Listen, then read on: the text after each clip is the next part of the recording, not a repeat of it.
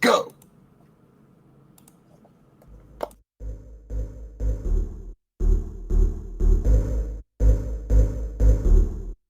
Geek Matrix.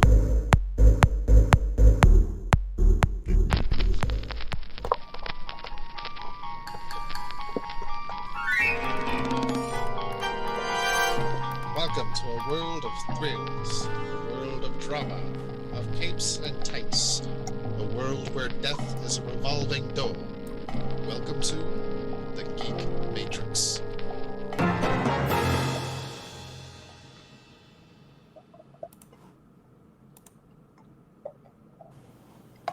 Hello, good people. Welcome to the world of tomorrow.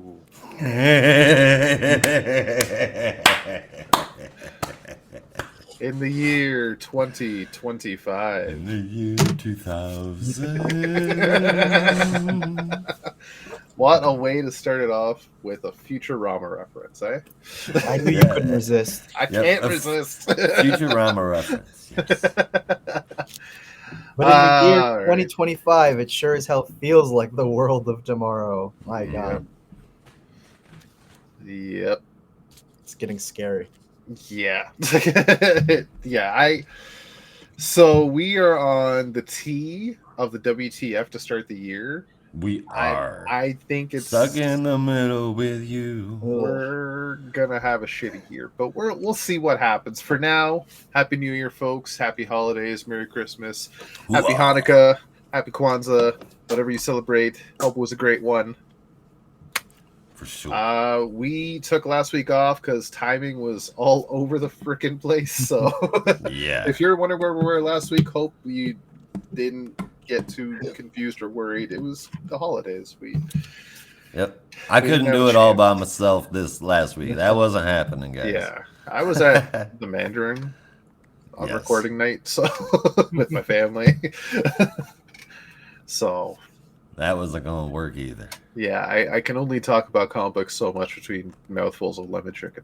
Fucking A. Yeah. So So, we got a lot of books, oh boy, do we but ever. first we got a lot of people. My name is Rob. How are you? I'm an Aries. Thank you for sharing. You're welcome. And you are? My name is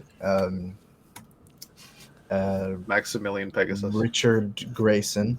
I live Grandmaster in B. Randon. Bloodhaven, and I'm very excited to be here. Right on. Thank you for sharing. Hi. And I'm a Cancer. You're cancer. You have cancer? I have that too, but Oh, no. fuck. I'm Well. also a Cancer. Good thing I know an irradiated man that can help you out. Hi, I'm Josh. I'm also an Aries. Hi, Josh. I enjoy long walks on the beach and cancer. You enjoy cancer? Sorry. That was funny to me anyway. I have a morbid sense of humor. Oh boy. I enjoy punishment as well. As fun as we're at episode 230. Oh, shit. I forgot to say the number. Yeah. We are at, Yeah. that's almost 4.5 years of shows. It just occurred to me as I was coming back from Queens that because I was like, how long have I been on this? It's been like what, 2 years? And then I thought, and I was like, no. Nope. Rob and I started in 2021. Yeah. 2025. Yep. This is 4 years of my life. Yeah. My God. It doesn't even feel like it. No. Well, that's good to hear. Yeah. It's been a blast. Well, it is a lot. 4.5 years altogether of shows. Rob and Brandon here for nearly most of that. That is a lot, and we are not going anywhere. Kryptonians, Daxamites, Themyscirans, Atlanteans, Ranians, Thanagarians, 5 members of the Secret Six, you know who you are, and every single one of our other listeners. Let's kick off 2025 with a real WTF, combining the end of 2024 with the start of 2025, which Are we gave getting Mark us... Maron on the show? Yeah. When you said WTF, I assume we're either going on the WTF podcast. Oh or man, he's I coming on the wish. show. I love Mark Maron so much. I'm still wrapping my head around you saying 5 members of the Secret Six. I'm trying to figure out who the last one is. That's between me and them. Oh, okay. All right. We have like 13 issues in just this main show and about 16 other ones from this week and last that we are not going to cover in this show. However, I made a Green Lantern. you did make a Green Lantern. Yeah, out of Play-Doh. Nice. Because I got this from the dollar store. Sick. Anyway, sorry for interrupting. That's okay. So DC has been putting out a crazy amount of books. They're not going to stop doing that. We don't want to stop covering them, and I never stop reading books, even if I hate them. So we're just going to go ahead and move our honorable mentions all the way over to, moving my mic, all the way over to a brand new show. It's going to be a companion show for with this one. We'll just release it alongside of it. Any books that aren't going to be covered in this show will be covered by me in that one. Real brief, just making sure everybody gets their fair due. And also, then Mark Maron's going to be on the show. Oh God, yes. Eventually, Mark Maron will be on the show. I didn't even know Mark Maron was a comic book fan. He's not. I think I he can't is. say that. I can't say that he is. As a matter of fact, I think he No idea. hates comic book movies. No, it's not the same. You can read them. Maybe that's why he hates the movies, because he likes the books so much. Maybe he's just sick of regular comic book characters, and you don't have to be sick of regular comic book characters to enjoy their absolute versions. Speaking of which, we will be moving those books to their own show, which we will be doing once a month. It will be for example, this month we'll finish it up at the end of January, Absolute January, covering all of the Absolute titles that released in the month of January. And we'll be doing that going forward. They're really good. Think that they deserve their own space, and that's about you're right. Their own world, if you will, indeed. And now, meanwhile, in the Justice League Watchtower, we return to Rob and Brandon. Thank you, Josh, for that stunning revelation. No problem. We now go live to the field. All right, so yeah, we have about 12 books. We decided, since we had last week off, we are going to combine. With these forces combine. Yes, and combine last week and this week into one gigantic show, which will be a send-off to 2024 and a good hello to 2025 going forward. You might even call it a giant-sized episode. Ooh, Indeed. I like it. What does that mean for the quality of the books? Absolutely nothing. It is the same as it's always been. We're just making it special for the sake of being special. Because we're going all in on DC. And also because we're special. We are special. I'm special. At least my mom says I'm special. Oh, what did... I wish I could remember what Isaiah said the other day about my age and my memory. God, damn it. That shit was so hilarious. Oh, yeah. What we were playing. It was like... I think you said something to Russell about something, and then Isaiah was like, don't worry, in 2 seconds he won't remember it. Oh, yeah. Yeah. Perfect. Okay, anyway. You're like, it's funny because it's true. It's funny because it's true. That's when you start crying. I'll be all right. I've had 4 years to get used to it. Yeah. All right. Yeah, so needless to say, we finished 2024 playing Marvel Rivals. We did. And we will continue 2025 with playing Marvel Rivals. We will. In fact, I'm ready to go as soon as we're done. Russell just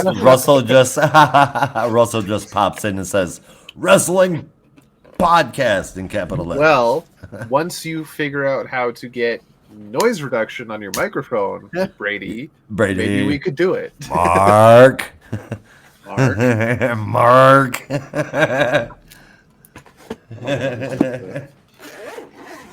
Netflix? What about Netflix? Netflix. What? Are you watching the Royal Rumble again? Are you sneaking communication to us, hiding from your girlfriend in the bathroom? He's not at his girlfriend's right now. He stayed home today. Oh, good. Well, speaking more than one word, it feels like you're coded. Yeah. If you take the third letter of each word. Right? I do not need to. If I'd have to break out Macbeth to talk to you. It's not even just Jinx, bud. It's Willie too. We've heard Willie. Jinx just has a huge mouth. Shit. Yeah, it is. He's very tiny. It's your other roommate too. That guy. Wow, he's. I guess Sure they're I both heard loud. Dave a couple times. Sorry, none of you know who any of these people are. Nope. Brady's one of my closest friends. Willie's not here, man. Willie?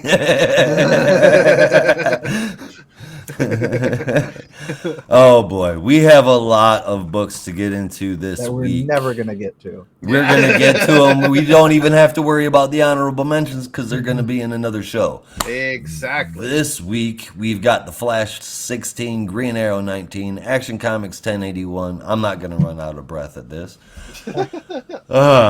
You wanna Detective take Comics, Detective Comics 1092, Superman 21, Justice League Unlimited number 2, Metamorpho, the Element. I'm never gonna do it right. I'm never gonna do it right. I'm gonna keep doing that. The Element Man number 1, Justice League, the Atom Project number 1, Shazam 19, JSA number 3, Birds of Prey 17, Batman 156. And everything from the last 2 weeks that was not in that list will be released in a podcast on the Honorable Mentions podcast the following day. With the exception of the Absolute books, which will be in its own show. Yes. Correct.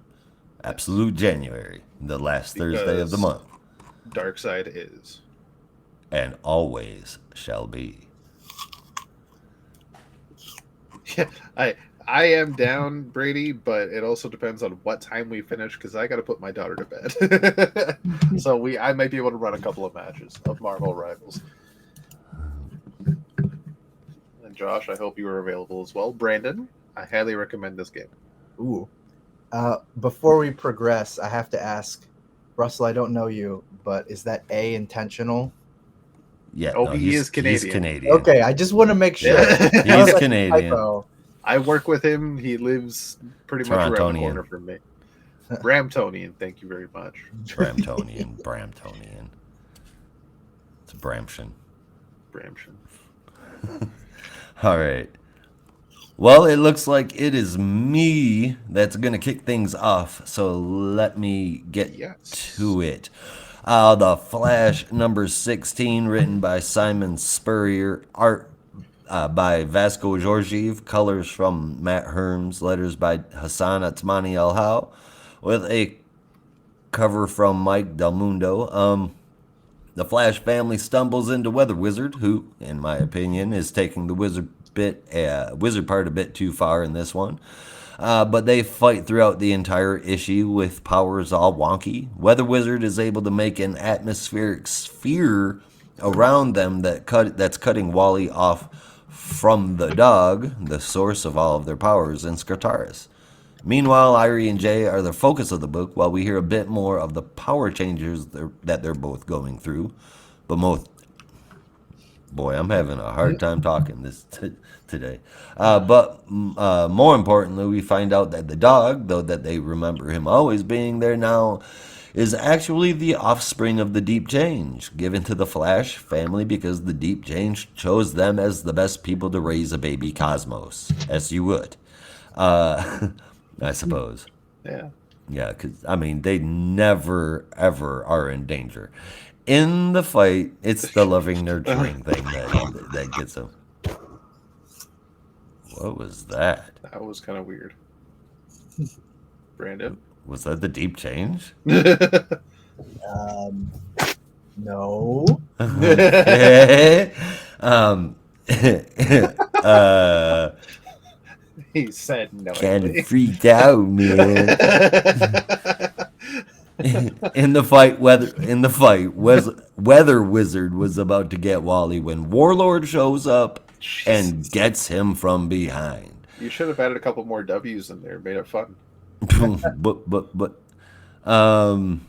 he thanks Wally for his help taking him down, and then introduces. Crap! Look what you did. You screwed him up. You made a tongue twister there. I just didn't do it on purpose. He thanks Wally for his help taking him down, and then introduces himself to Wally. Jay, however, can see that Warlord isn't just who he says he is. Using his powers to see an alternate fold of reality, he sees some black tentacle-looking things reaching out of Warlord's face. Well, I don't know about all of you, but this is officially set up to be something I cannot stop reading. The story inside the story, the West family trip to Skartaris and what's happening there is cool, it's enjoyable, and it's much more than just Weather Wizard, but it's the biggest part of it is the power shake-up, and added to that what Wally was already going through because of the deep change. To me, the Flash family power set is probably the biggest shakeup in all of DC, with perhaps the exception of Captain Atom, but we'll get to that. There is so much that's happened in the Flash family, and for once it didn't end in tragedy or despair, but so much change, and that's what I'm dying to know. Right, I'm dying to know the ins and outs of. It's affected everybody. And so it's like, give me all of this. But it also means that it needs to be definitive.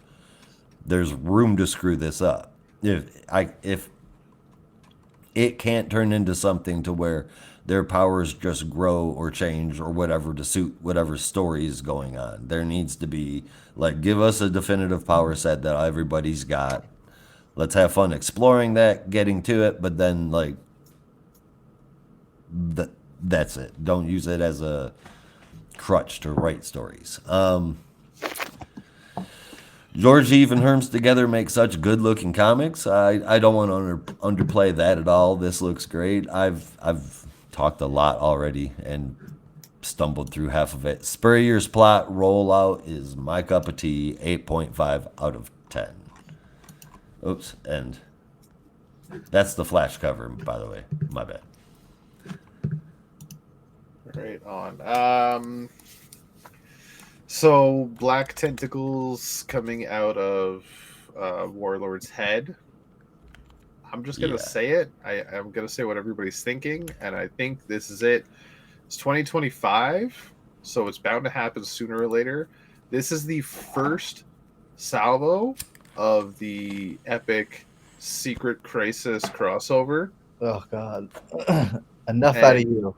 And and we all know that's a symbiote. That's a Clintar coming out of Warlord's head there. We all know it. You can't deny it. 2026 is going to come and go, and there will be neither a Secret Crisis or a Crisis on Infinite Secrets for you to report on. You will just have to accept make that. It fucking happen. I am determined, but I don't think it's supposed to happen until 2030. So, did you say 2030? I think it was 2030. Oh God, there's time.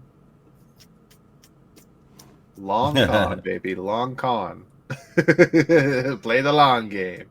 I mean, hell, if it's gonna be written by Jeff Johns, we'll probably get Ghost Machine in there somehow. I would not be surprised to see a Ghost Machine DC crossover at some point. I would that's love only a matter of time to see the Challengers of the Unknown with the Fantastic Four and the Rocketeers. What? Because I'm loving that book. I'm so glad. I'm like beaming over here. Yes. Finally, someone else is reading. It's such a fun I'm book. so proud. Yes. I'm not gonna cry. Yeah, no, I love that book. Yeah, it's really good. But we're talking about The Flash. Spoiler alert. I forgot to mention to you guys, I'm going to say, because we're covering 2 weeks, let's allow ourselves 2 favorite moments. Oh, sure. I have 2 favorite moments, but I don't know if they're from 2 separate weeks. I mean, so I've got The Division in our book list. All right, how about... With the new number 1. So between Metamorpho and the Atom Project, that's the 2 different weeks. Okay. Right? So anything above Metamorpho and below the Atom Project. Okay. Yeah. So spoiler alert, my favorite moment from last week is in this book. For the remainder of the show, I'll let you all try and figure out what it is. There were some good moments in this one. There were a lot of good moments. And this was actually a really fun issue. It was a lot of great stuff, a lot of interesting story, a lot of nice plot threads hanging around. Wally just having a D&D campaign with Weather Wizard was fantastic. And Linda just like, I'm the bard. Like, yes. Mm-hmm. I love it. No, this was a lot of fun. The art was fantastic. The story is very interesting, and I'm liking that the book is finally getting to a bit more of a fun area again, instead of just a psychedelic trip through space-time. Like It was Doctor Who on mushrooms. Yeah. I'm telling It's you... funny because Ira literally makes a like snide comment about that, where she's like, I thought we were done with all the timey-wimey crap. Mm-hmm. Yeah, trippy. But Spurrier doesn't do anything without a reason, man. All of that needed to happen for whatever this was. I'm sure there will be an even better payoff ahead. I hope I'm excited about what's coming for the Flash family. I'm still not a fan of the new costume, but maybe it'll grow on me eventually. You know what? I noticed that it really stood out to me a lot less this time. Yeah, I don't like that it's doing that. My eyes are definitely settling to it, but I still greatly dislike it. Yeah. It's more than I've gotten used to seeing it. It doesn't mean I enjoy it. In my opinion, a Flash costume should never be too busy. No. It should be very slick, streamlined, like a Flash. It's very quick, smooth, sleek, like a Flash should be. I'm sorry. It should be mostly monochrome. Maybe that's static. I don't know, which is ironic considering it's called the Flash. But I just the Flash has such a sleek, seamless costume. It doesn't need a bunch of different fucking colors. Yeah. Red and gold, simple. That's all you need. That's all you need. Yeah. What we need is change. Like Spider-Man. You know, Spider-Man needs a red, green, orange, and white costume. Welcome I back. think that's really cool. I Yeah. think that would be awesome. Spider-Man needs a what? Red, orange, green, and purple costume. Yes. No, look, hold on. Red, green, and wait, no. Purple, green, and black. That spoiler costume, that one's cool as shit. And then red, orange, and black, that one's cool as shit. Both of those I've seen in Spider-Man costumes that are in the Marvel Spider-Man 2 video game. Where are you going with this? Yeah, I was making a comment on how yet. Spider-Man's costume is simple and thus it works because it doesn't need a bunch of colors. But Spider-Man has so many different costumes in so many different That's true, but canonized which is- stories. Which is the Video game. Spider-Man costume you see almost every time. Yeah, how many times does it go back to the OG? Exactly. Like having had better That's costumes. exactly like my Ben point. Reilly, Yeah, how many different versions of the OG is there? like I mean, 3. are you looking at the one? Well, they're drawn differently, but it's the same costume. Yeah. I mean, I guess you could say there's a little variation between how Ditko drew the. Oh my god! Now we're getting into quibbles. Okay. So there is Spider on there its is chest versus if I Romita, may, but it's the same if I costume may, concept. there is OG. There's OG with web wings, and there's the new Ultimate version. which has a slightly different spider on it. And There's oh three. god, I'm not even gonna say it. I'm not gonna say it. Say it. I like the new Ultimate version better. I mean, it's the same costume. It's just got a But slightly different spider. Yeah, The it's just a spider different looks logo. cooler on it. It though, does. I think. It does. Yeah, it's a nicer looking spider Yeah. because, and if I may, it's sleeker, it's streamlined, it's simple. Thank you. Thank you. Come back full circle to the Flash should be a simple fucking costume. Thank you. Thank you, Rob. This is too busy. The problems I have with this costume is the same But problems I had with perhaps- the movie costume, the Zack Snyder movie costume. That was way too fucking busy. Perhaps, I mean, that's aside. That was all supposed to be sciencey. Perhaps the whole reason for the more get that. complicated costume is to reflect his more complicated powers, setting him further apart from Barry. I mean, Wally But then developed why- many different powers over the course of the 90s and yet did not go through multiple costume changes to the Yes, he point where did. he's like almost unrecognizable. You What can I'm still recognize that this is a Flash Oh. costume. In the You can't worst recognize way. Wally because Yeah. while you say is supposed to distance himself from Barry, he now has the same cowl as Barry. The Yeah, ear but spikes completely are closer also to very Barry's. in tribute, but Barry is now retired, so there's a tribute to Barry, plus Wally's own very unique take on the Flash costume, which he has always had. Yes, because as we all know, Wally loved costumes with weird, awkward black spaces all over his abdominal area. Yeah, that's why he was always into Donna. It was a whole You costume thing. Dump in a lake, sir. Let's face it, Black Most of costumes the that Teen are Titans void were and into like Donna. sparkly. What? most of the Teen Titans were into Donna. Well, yeah, but I mean, except Dick. Except that has nothing to do with the lame excuse I was trying to use. Dick was never into Donna.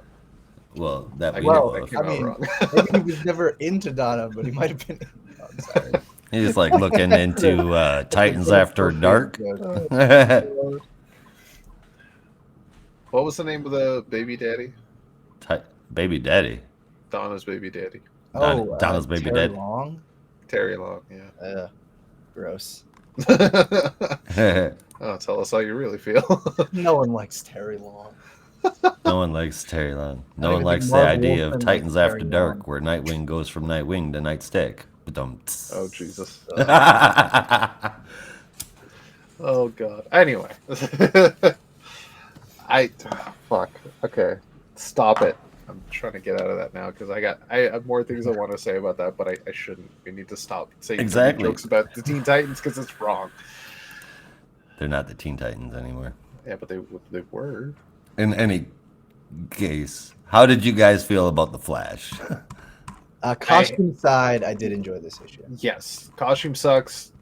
Book gets an 8.5. 8 out of 10 for me. Very fun. And did we see? No, I feel like we saw Warlord in. Was that the last issue or issue 14? We saw him in action. I don't think that we saw him in action. I think we Yeah. saw him in the background. But yeah, no, that was, I don't know, that. Well, there was a lot of stuff that sold me on the issue. I love any writer that will utilize Weather Wizard, especially in such a weird fantasy Good way. way. Yeah, that was cool. But yeah, no, seeing Warlord show up at the end, just with like the crazy plasma bow and sword, was kind of awesome. So Yeah. yeah, it's fun. Rob's prediction aside, I mean, the only thing I can equate it to is looking like he's infected by the Black Mercy or some shit. But Did Yeah, I anybody give it- else give it find it cool or get the sense in your head that when he first showed up, he was all like medieval voice and fare thee well and be still, young sir, you are safe now. And then after Jay goes, oh my God, who is that? He was like, oh, don't worry, I'm just a pilot. And he just switches on a dime to his original voice, no more hero voice. It's okay. Did anybody else get that vibe? Because I certainly did. From Where was this? at the end of this issue. Huh. I don't remember him having like the kind of pompous, refined voice, but maybe I gotta look at the dialogue. It was just the way his dialogue was when he first showed up. It just sounded like he was being all major hero, and then a couple panels later when he was talking to Jay about how he was from Earth, he was like, "Oh, don't worry, I'm just a normal guy." Huh. That's the vibe I got. I thought it was interesting. He is just a normal guy. That's a Yeah. hero. That's what Yeah. makes all our heroes great. Yeah. Or green. Or green, indeed. To be rather pointed. Okay. I see that we're talking about Green Lantern this week, so let me just pull up my notes here, make sure I get the right issue. Speaking of weird costumes, Party har Green har Lantern. har. Oh my Green god. Lantern.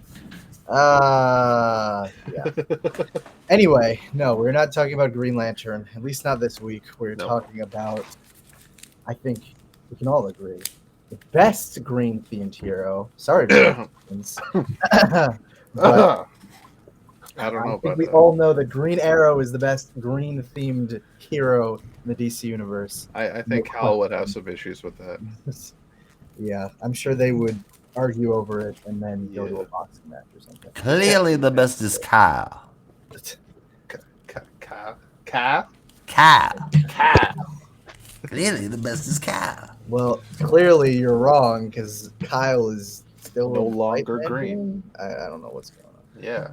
No matter what color ring is on his finger, he will always be green at heart. Just like Nightwing will always be a Robin. Nope. Yep. Ha! Nope. You're only watching God That is ludicrous. dang it. Green Arrow, number 19. Part 2 of Freshwater Kills is written by Chris Condon with art from Montos, colors from Adriano Lucas, and letters from Hassan Otsmane Elhau. Ollie has teamed up with Detective Benitez, to investigate the most recent murder by the Freshwater Killer, which takes him to some fancy schmancy like mansion or wherever the hell this is to investigate exactly how the senator was killed. Ollie gets told off by one of the older cops before getting access to look at the tapes, and basically comes to the conclusion that even though they have all this footage of the Freshwater Killer, they never actually saw him escape or never actually saw them escape. And Ollie realizes very quickly that he's still in the house and has been hiding out the whole time, which coincidentally is around the time that Detective Benitez heads outside to walk her dog.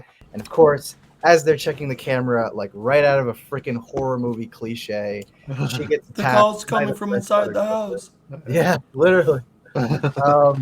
So Ollie runs off quick as he can, fires a bow that just very nearly, does not fire a bow, or at least gets ready for his shot, and then manages, I don't know, the sequence was a little confusing, because I wasn't sure if he, after the Freshwater Killer attacked Detective Benitez and the dog attacks the Freshwater Killer, I wasn't sure exactly what was going on there, but it looks like he was able to get a shot off. Take down the killer, knock off the mask, and that's when they reveal the identity of the killer, who then begins to apologize. And that's where our issue comes to an end. I don't know about you guys, but I'm really loving this arc so far. Great art, great mystery, and I feel like Condon's characterization of Ollie is exactly the right amount of stubborn, but also incredibly opinionated. So, really solid start, or solid continuation of this arc. Yeah, 100%. I'm with you there. This is awesome. I honestly don't care what anybody thinks either. The personality is spot on, but also seeing a full body shot of Green Arrow and seeing him in a hood with that damn little mini cape and the quiver that's built into it is just awesome. I love it. I need to make Farland figure that looks like that with opposable cape, please. That's awesome, and so is having him at these ground level stories. I'm really loving Green Arrow now. This is how we ollie, folks. This is how we ollie, and it looks good, right? And it looks good while it is doing it. 8.5 out of 10. Hell yeah. I pretty much agree with everything y'all have already said. I don't really have much more else to say because everything I was going to say, y'all covered it. It is a fun issue. It's getting more interesting as the story goes on, as most mysteries do. I am digging the Green Arrow costume. The new one is quite nice, though. Be honest, I do still miss the Rebirth costume because that was my favorite. But this is a nice touch. It's like an amalgamation of various costumes from his history. Mhm. Very, like, it's got inspiration from various other ones. Maybe, and don't hate me if I overstep here. A very Longbow Hunters inspired. Mhm. Oh, Would you definitely. say? Yeah. I mean, maybe not so much with the cape, but it definitely, yeah, it's got the same vibe. Maybe In that's that- why I like it.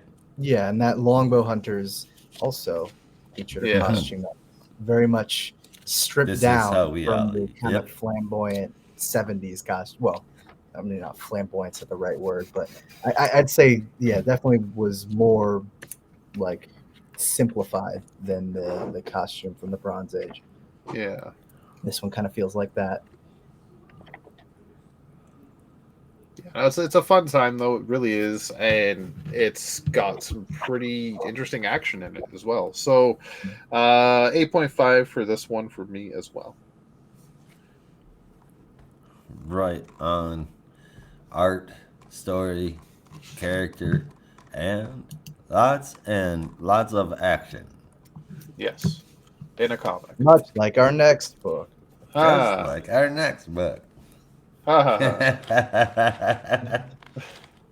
ha. Sounded like it was an ad read, but there you go. For ads, get out of my screen, you bastard. Jesus. All right. I'm trying to find okay, here it is. Jesus, ads. Okay, sorry. Action Comics number 1081. This is the finale to Phantoms, part 12 of week 12. Written by Mark Waid with art from Clayton Henry, colors from Matt Herms, and letters from Dave Sharp, with the cover from Clayton Henry and Tomu Mori. As a really Looks cool cover. really cool cover. I love it. Yeah. Seeing all the villains surrounding him, and which is essentially Phantom's own prisms. If I Yeah, think that's there's- what it's called, right? Or Something the whatever you call The them. diamonds or whatever. crystals. Crystals. But there's something about this cover that feels very classic and familiar to me, and I don't know what it is, but it is. Is this an homage to something by any chance? Don't think so. Yeah, no, I don't believe so. Because Yeah. normally, if it's an homage, they'll after where they assign the name, they'll say after so and so. Yeah. Well, Right? it's damn. Yeah, it's really good. With all of Superman's most fearsome foes, minus a Indeed. couple. Mhm. All right, so the Super Fam have regrouped to try and figure out their next moves to try and capture the remaining Phantom Zone escapees. Mon-El, again, is determined to help out, but Clark insists that since his protective device is failing, he does not want to see him die, and he will never stop looking for the cure. So Mon-El regretfully agrees to head back into the Phantom Zone. And as he disappears, this is when the Super Family gets attacked by all the escapees at the same time, and they are outnumbered at least 2-1. So they are taken down fairly quickly and then brought to a floating orbital platform on the outskirts of Earth atmosphere, where they are met by Zadu, And this orbital platform is a device that was constructed by Zadu with the help of the Phantom Zone escapees, which, once it's activated by heat vision, will teleport. It won't teleport. It will explode with the power of Krypton's explosion. The same energy signature, if you will. And with that will irradiate the super family all at once, basically killing them almost instantly, but elementally also transforming them into kryptonite. So it's a very disturbing horror. Very, very fucked up. They do ask Zadu how he escaped, and he tells a story of how he clawed his way through the portal of time and made his way to the present day, trying to crack his way through all sorts of time periods, and eventually clawing his way to the present. And during that, he had the time to build this machine. But this is when a portal opens up behind him, and out pops Zadu, the real Zadu. And this is when that Zadu throws the fake Zadu onto the ground and is revealed to actually be Martian Manhunter. Not And this then- Zadu. Not this Zadu. Not that Zadu. That Zadu. And that's when Superman says, "Okay, everybody go." Who's It's your all daddy and been- what does Zadu? Oh my god.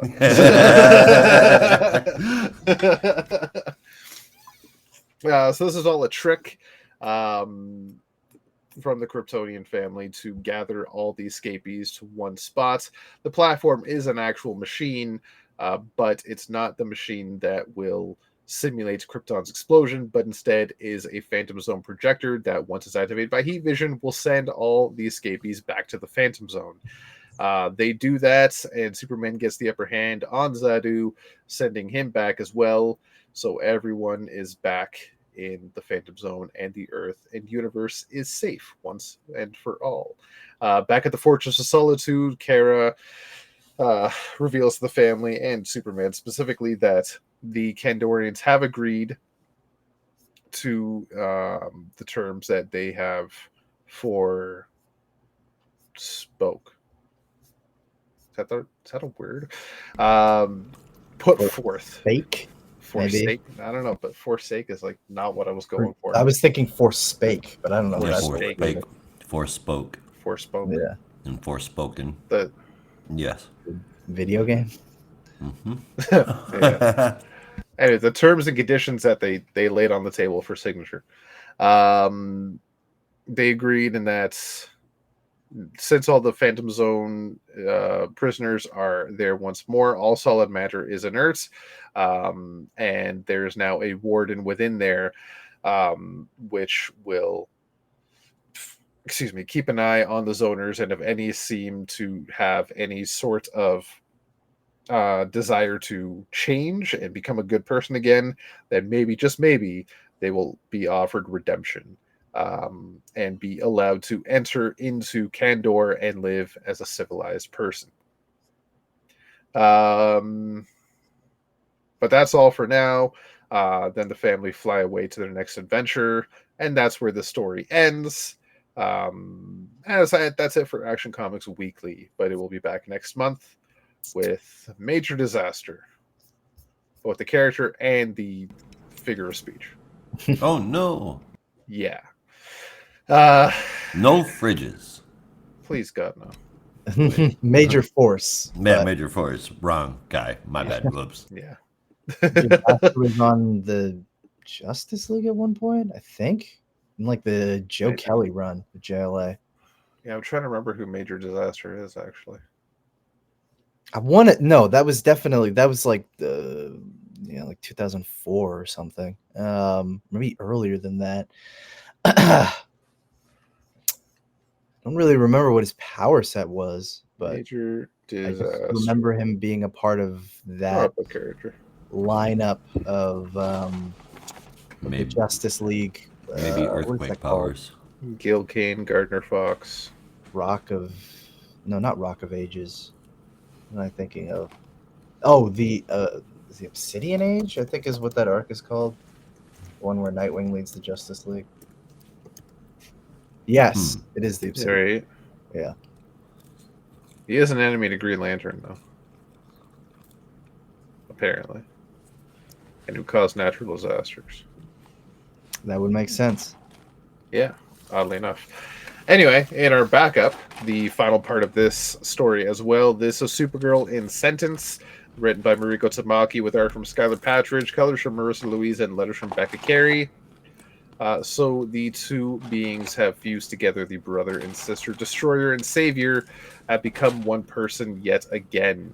Kara comes to terms with this and makes sure that everything is okay with them, and then reports to the United Planets Thanagar outpost as to what happened in her mission. The prisoner has been returned to its cell, and there is a new judge taking position on the courts, which is the robot that helped her on her own mission, Supergirl's mission.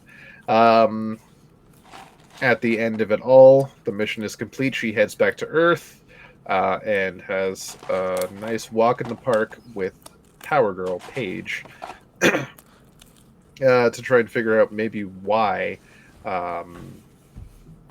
Supergirl was chosen out of everybody. And she reveals that she thinks it had something to do with Krypton and what it means to understand something beyond devastation. That something good can come out of pain, something greater and longer lasting. So in the end, the two Supergirls fly off together as a promise. So Supergirl's daring adventures will continue in 2025. So that's how that ends. The backup finally coming to an end is not as big of a story as I thought it was going to be. I thought there was going to be a lot more of a purpose to it, but it was really just a nice meaning. It was really just like a simple story of Supergirl seeing how something good could come out of devastation. Why that was a lesson she needed to be taught, I don't know. Well, I think it was more a lesson of, excuse me. I think it was more a lesson of her being used to having two very different sides of her. One that is capable of ripping a person in half, and the other one who likes to cuddle kittens. Yeah. Those are two very true things about Supergirl. Yes. So I think that is what the connection between Supergirl and Fear and Death was. I even that though, I still don't understand why this is a lesson that would be taught now. So I think deep into her hero career, I feel like it's something she would have learned a long time ago. Was it a lesson that she needed to learn, or a mission that only Supergirl could have done? It still feels weird. I don't know. Maybe I just don't get it. Maybe I just don't get it. I don't know. I need to reread it then to figure that out, because I thought the whole thing was about learning. No, I don't think it was a mission that only Supergirl would be able to pull off. And I think that's because most people would have either, one, just executed the prisoner, made sure that happened immediately, or two, felt super sorry for the prisoner and let them go away.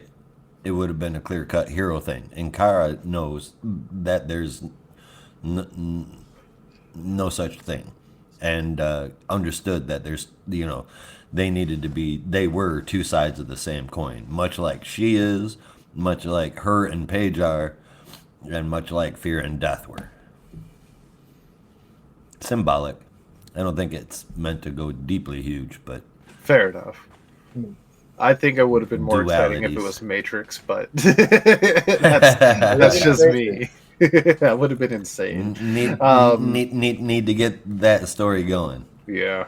Yeah. Sure. Well, still, it's a nice little Supergirl adventure.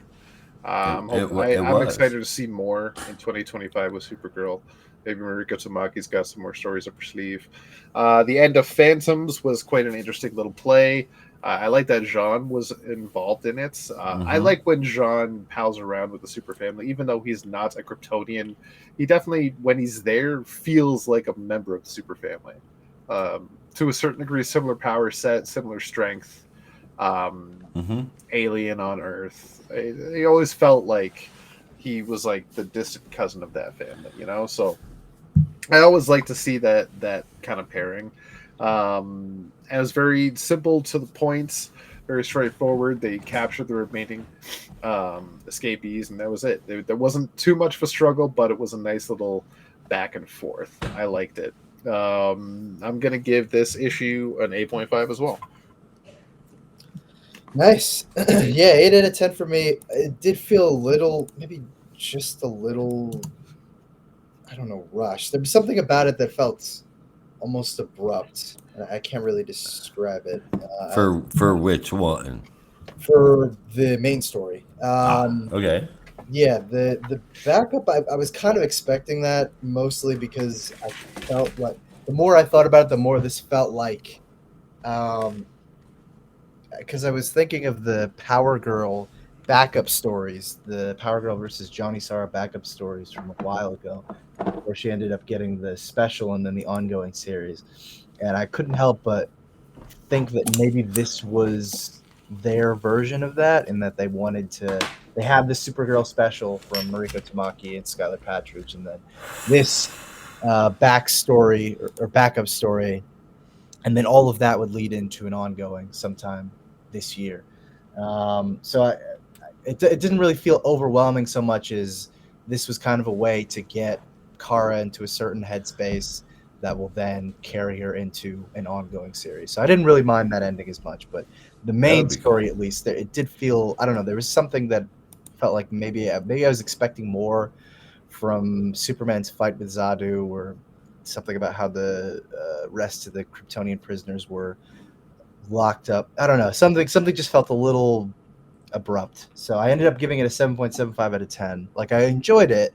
And it's sad to see the story go, but there's something that felt a little unsettled with me. Fair enough. Yeah. I think both of these ended perfectly for what they were supposed to be. It's cool to see Kara and Paige being close. And while it's a bummer that Mon-El goes back to the Phantom Zone, let's be honest, it's a little Krypton crowded in the DC universe. Actually, I had a question about that. I'm sure Mark Waid would know, but there's something that, I don't know, there's something that kind of bothered me about that, because if we're assuming that most of Superman's past has been restored, at least some of the post-Infinite Crisis stuff, that means that Superman has his past with the Legion of Superheroes as Superboy, which we know featured Mon-El. So I guess my question is, like, obviously it's sad to see Mon-El go back to the Phantom Zone, but we know at a certain point that he's going to team up with the Legion of Superheroes. So it's, or has he already? Because it was when Superman was Superboy. That's already happened. Well, yeah, it's in the future. And even if Superman were to go back to the 31st century, like, Mon-El would, I think, still be a part of that Legion lineup. They're not really clear on which Legion is currently in this timeline. So I don't know. I guess that was a little confusing to me, because I'm like, I mean, yeah, obviously it's sad that he has to go back to the Phantom Zone, but you could just go to the future and see him again. I know it would be a while, but I'm sure you remember. It's Well, the same. That's where I'm confused on the timeline as well, because when did he go to the future? When he was a teenager? That's the thing. To be honest, I don't really remember, because I thought it was when he was an adult. Yeah, and I thought he went to the future because they had the cure in the future. And then he just stayed there.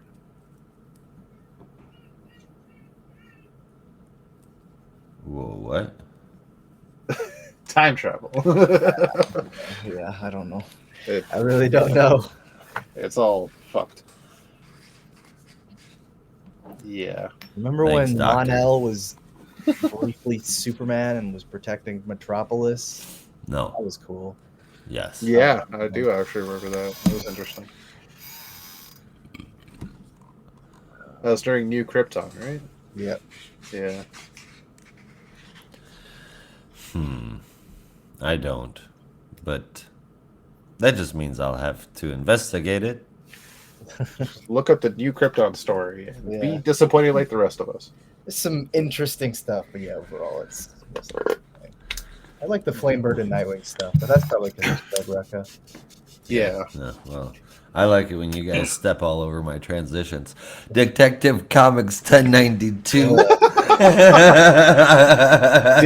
Did you give your score for action? Yeah. Oh. I was waiting for that. I didn't even catch that. I gave it an 8.5 an 8, excuse me. Great. I've been super happy with it. But I'm Tess. Written by Tom Taylor with art and colors inside and out from Mikkel Yanin and lettering from Wes Abbott. The female talent that ended last issue starts up with this one, and to do what? Why, kill Kaya, of course, and she does. Batman and Damian show up to investigate the murder, and the others show up as well, and some others show up as well. After some ass whooping and some help from Oracle, he finds out who they are, and that they work for the same people that gave him the serum that is improving his body and fighting the age breakdown. Something that he's still studying and has yet to get to the bottom of. Naturally, Scarlet, the girl that recruited Bruce into the serum program, is trouble. We find that out naturally after he sleeps with her, as Batman is wont to do. He finds out that she's in dirty business with the prison system and may be directly behind the murder of Kai. God, I love Mikkel's art. It's just so damn good. So damn good. The team is great together, and the story I'm getting out of them completely different from the last thing that we saw in Detective, but it's still just as good. It's definitely on my monthly must-read and suggest list. I think this is great stuff. 8 out of 10. Agreed. It's been a very interesting story. Stuff with Robin in the background is also very, very exciting. Just try to help out people in need. Again, looking like we're seeing Robin grow through his teenage years, both in this and in the Batman and Robin book. This one's better, and you know it. Yeah. I gotta admit, this one's got some more interesting stuff to it. And I'm really liking this. We're finally seeing a dark side to Batman's choices here, despite the fact that he was told to do it by all of his friends and family. We all knew there was going to be a downside, and well, here it is. Now Batman is using blood. Blood. Yes, blood taken by blood. Blood. It's like blood money, but it's blood. Right, or blood diamonds, but it's blood. Exactly. Blood. Yeah. It's bloody blood. Anyway, now this issue is going to get, honestly, for me, a 9. I'm really digging this. It's good stuff. Yeah. I'm sorry. This write-up for Mon-El is so fucking confusing. I don't even know. It's still on last what's issue. going on. It's bugging me. It's Detective Comics. I don't know. It's cool. More confusing, Mon-El's history or Donna Troy's history? Whoa. Well, Donna's history isn't so much confusing as there's just a lot of retcons, and no one really knows which one's true. But if you know, or why, well, no, it's more like, there are multiple origins. The point of contention is which one is true. The one that we just got.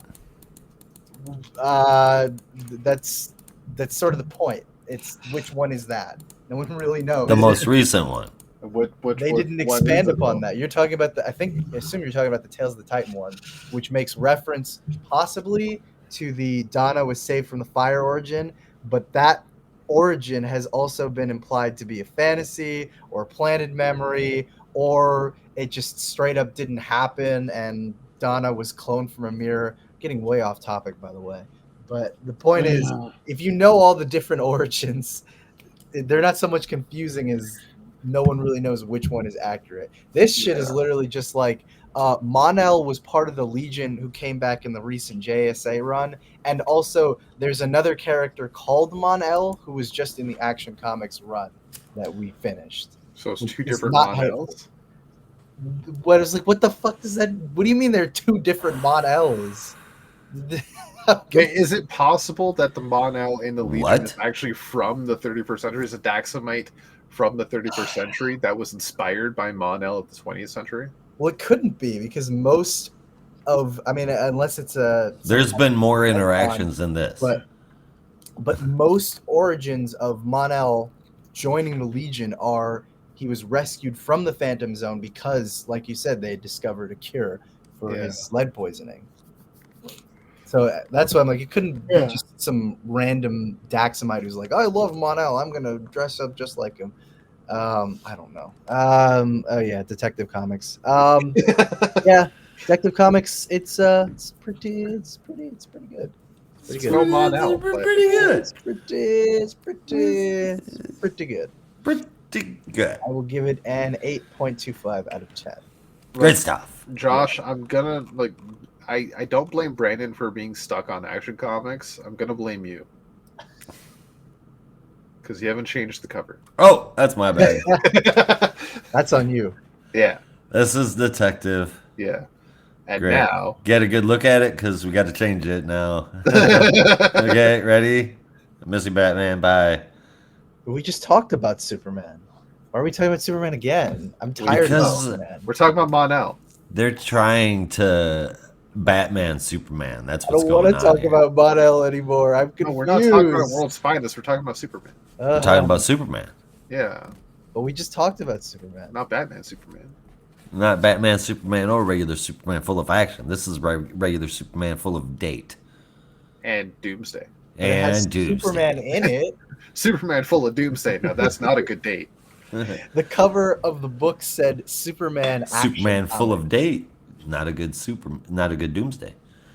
It said what? It said Superman Action Comics. That one also had Superman in the title. So my question to you is, why are we talking about Superman again?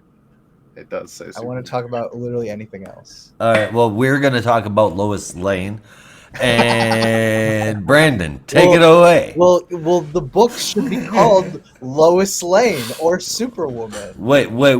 Why? It has to be gender specific. Why? A man can't be a woman. I'm just fucking with you, dude. But I don't know how to fucking with you. I don't know how to transition. We're fucking with each other, and I think it's just Lois it's identifies as a female. Yes, you're right. This is Superman and Superwoman in Super Date Night in Super- Superman number 21, written by Super Joshua Williamson. I'm a Superman. Super Dan Mora, colors by Super Alejandro Sanchez, and letters by Super Ariana Mar. Recapped by Super Brandon, which actually was a childhood superhero name for myself. Of course it was, Right. Super Date Night. as it should be. Basically, this issue is exactly as it sounds. Clark and Lois are. Jesus. Excuse you. Oh, goodness. Excuse me, thought that was muted. My bad. Oh my god. God damn. Yeah, Clark and Lois go So on a sorry. super date. Basically, to take Clark's mind off of everything that had been going down with Doomsday, or at least these different dates they go on, are attempts to kind of distract him from everything that he'd been worried about with Doomsday. But unfortunately, it's not really working. So as they find themselves in what is it, the Gem World? Superman is just kind of reflecting on everything, really, and the fact that he's still thinking about Doomsday. He's still thinking about the red kryptonite that was grafted into his body by Dr. Farm and Dr. Graft, and really everything that has continued to haunt him, but in particular, the Time Trapper's message about him basically having to kill him, or, having to basically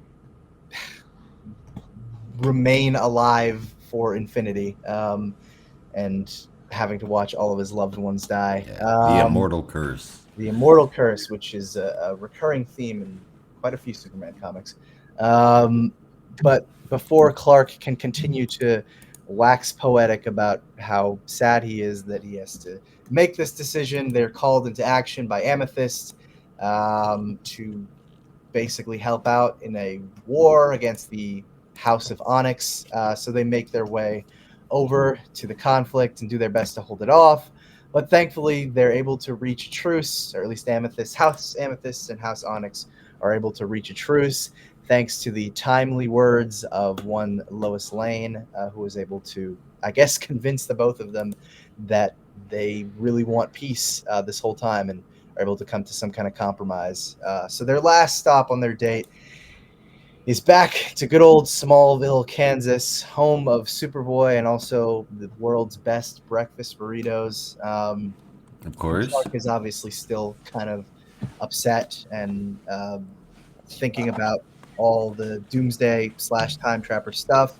But Lois tells him not to worry because, handle it together. And that really the thing that was missing from their date was just them hanging out as Lois and Clark, not as Superwoman and Superman, respectively. But that small moment of peace is short-lived as a bunch of giant warships show up in Earth's atmosphere, and they rush back to Metropolis to come face-to-face with an organization calling themselves the Aftermath and demanding that they turn over Doomsday to them, or they will kill everyone on planet Earth. You will do what you are told. Yes. Next issue, what do you do with a monster like Doomsday? No, I'm not going to sing that to the tune of The Sound of Music. One, because why would I do that? And two, because I can't sing. This issue is... What about to the Klondike commercial? What do I'm not going to do that either. What would you do to fight a Doomsday? I also don't know if it fits that well. I don't know. doesn't. So crunchy. Bob, back me up here. smooth. You're a theater guy. What do Hey. you want from me? Right. Huh? You're the What? theater guy. I'm sure you could sing some Sound of Music. Can you sing Sound of Music? The sound of music. Shit. No. I yeah, it's don't my know any favorite songs for Sound of Music. Doomsday is alive Yeah. because of heavy metal music. The hills are destroyed by Doomsday. There you go. So Superman Yeah. 21 date issue. I'm sure Josh is screaming both because it's and also because it's written by Josh Williamson. But I happen to love this issue because it was a nice I've been fair lately. cool Somebody down. forgot.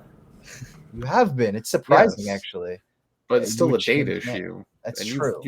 You've been an outcrier of hating date issues. I because they're horrible. But let's see what happens. Yeah, but no, this one was a great example of just slowing things down and having some great character work, and that's exactly what this issue was. Just giving us some time between Clark and Lois to have their date, but also kind of reflect on what they're going through right now.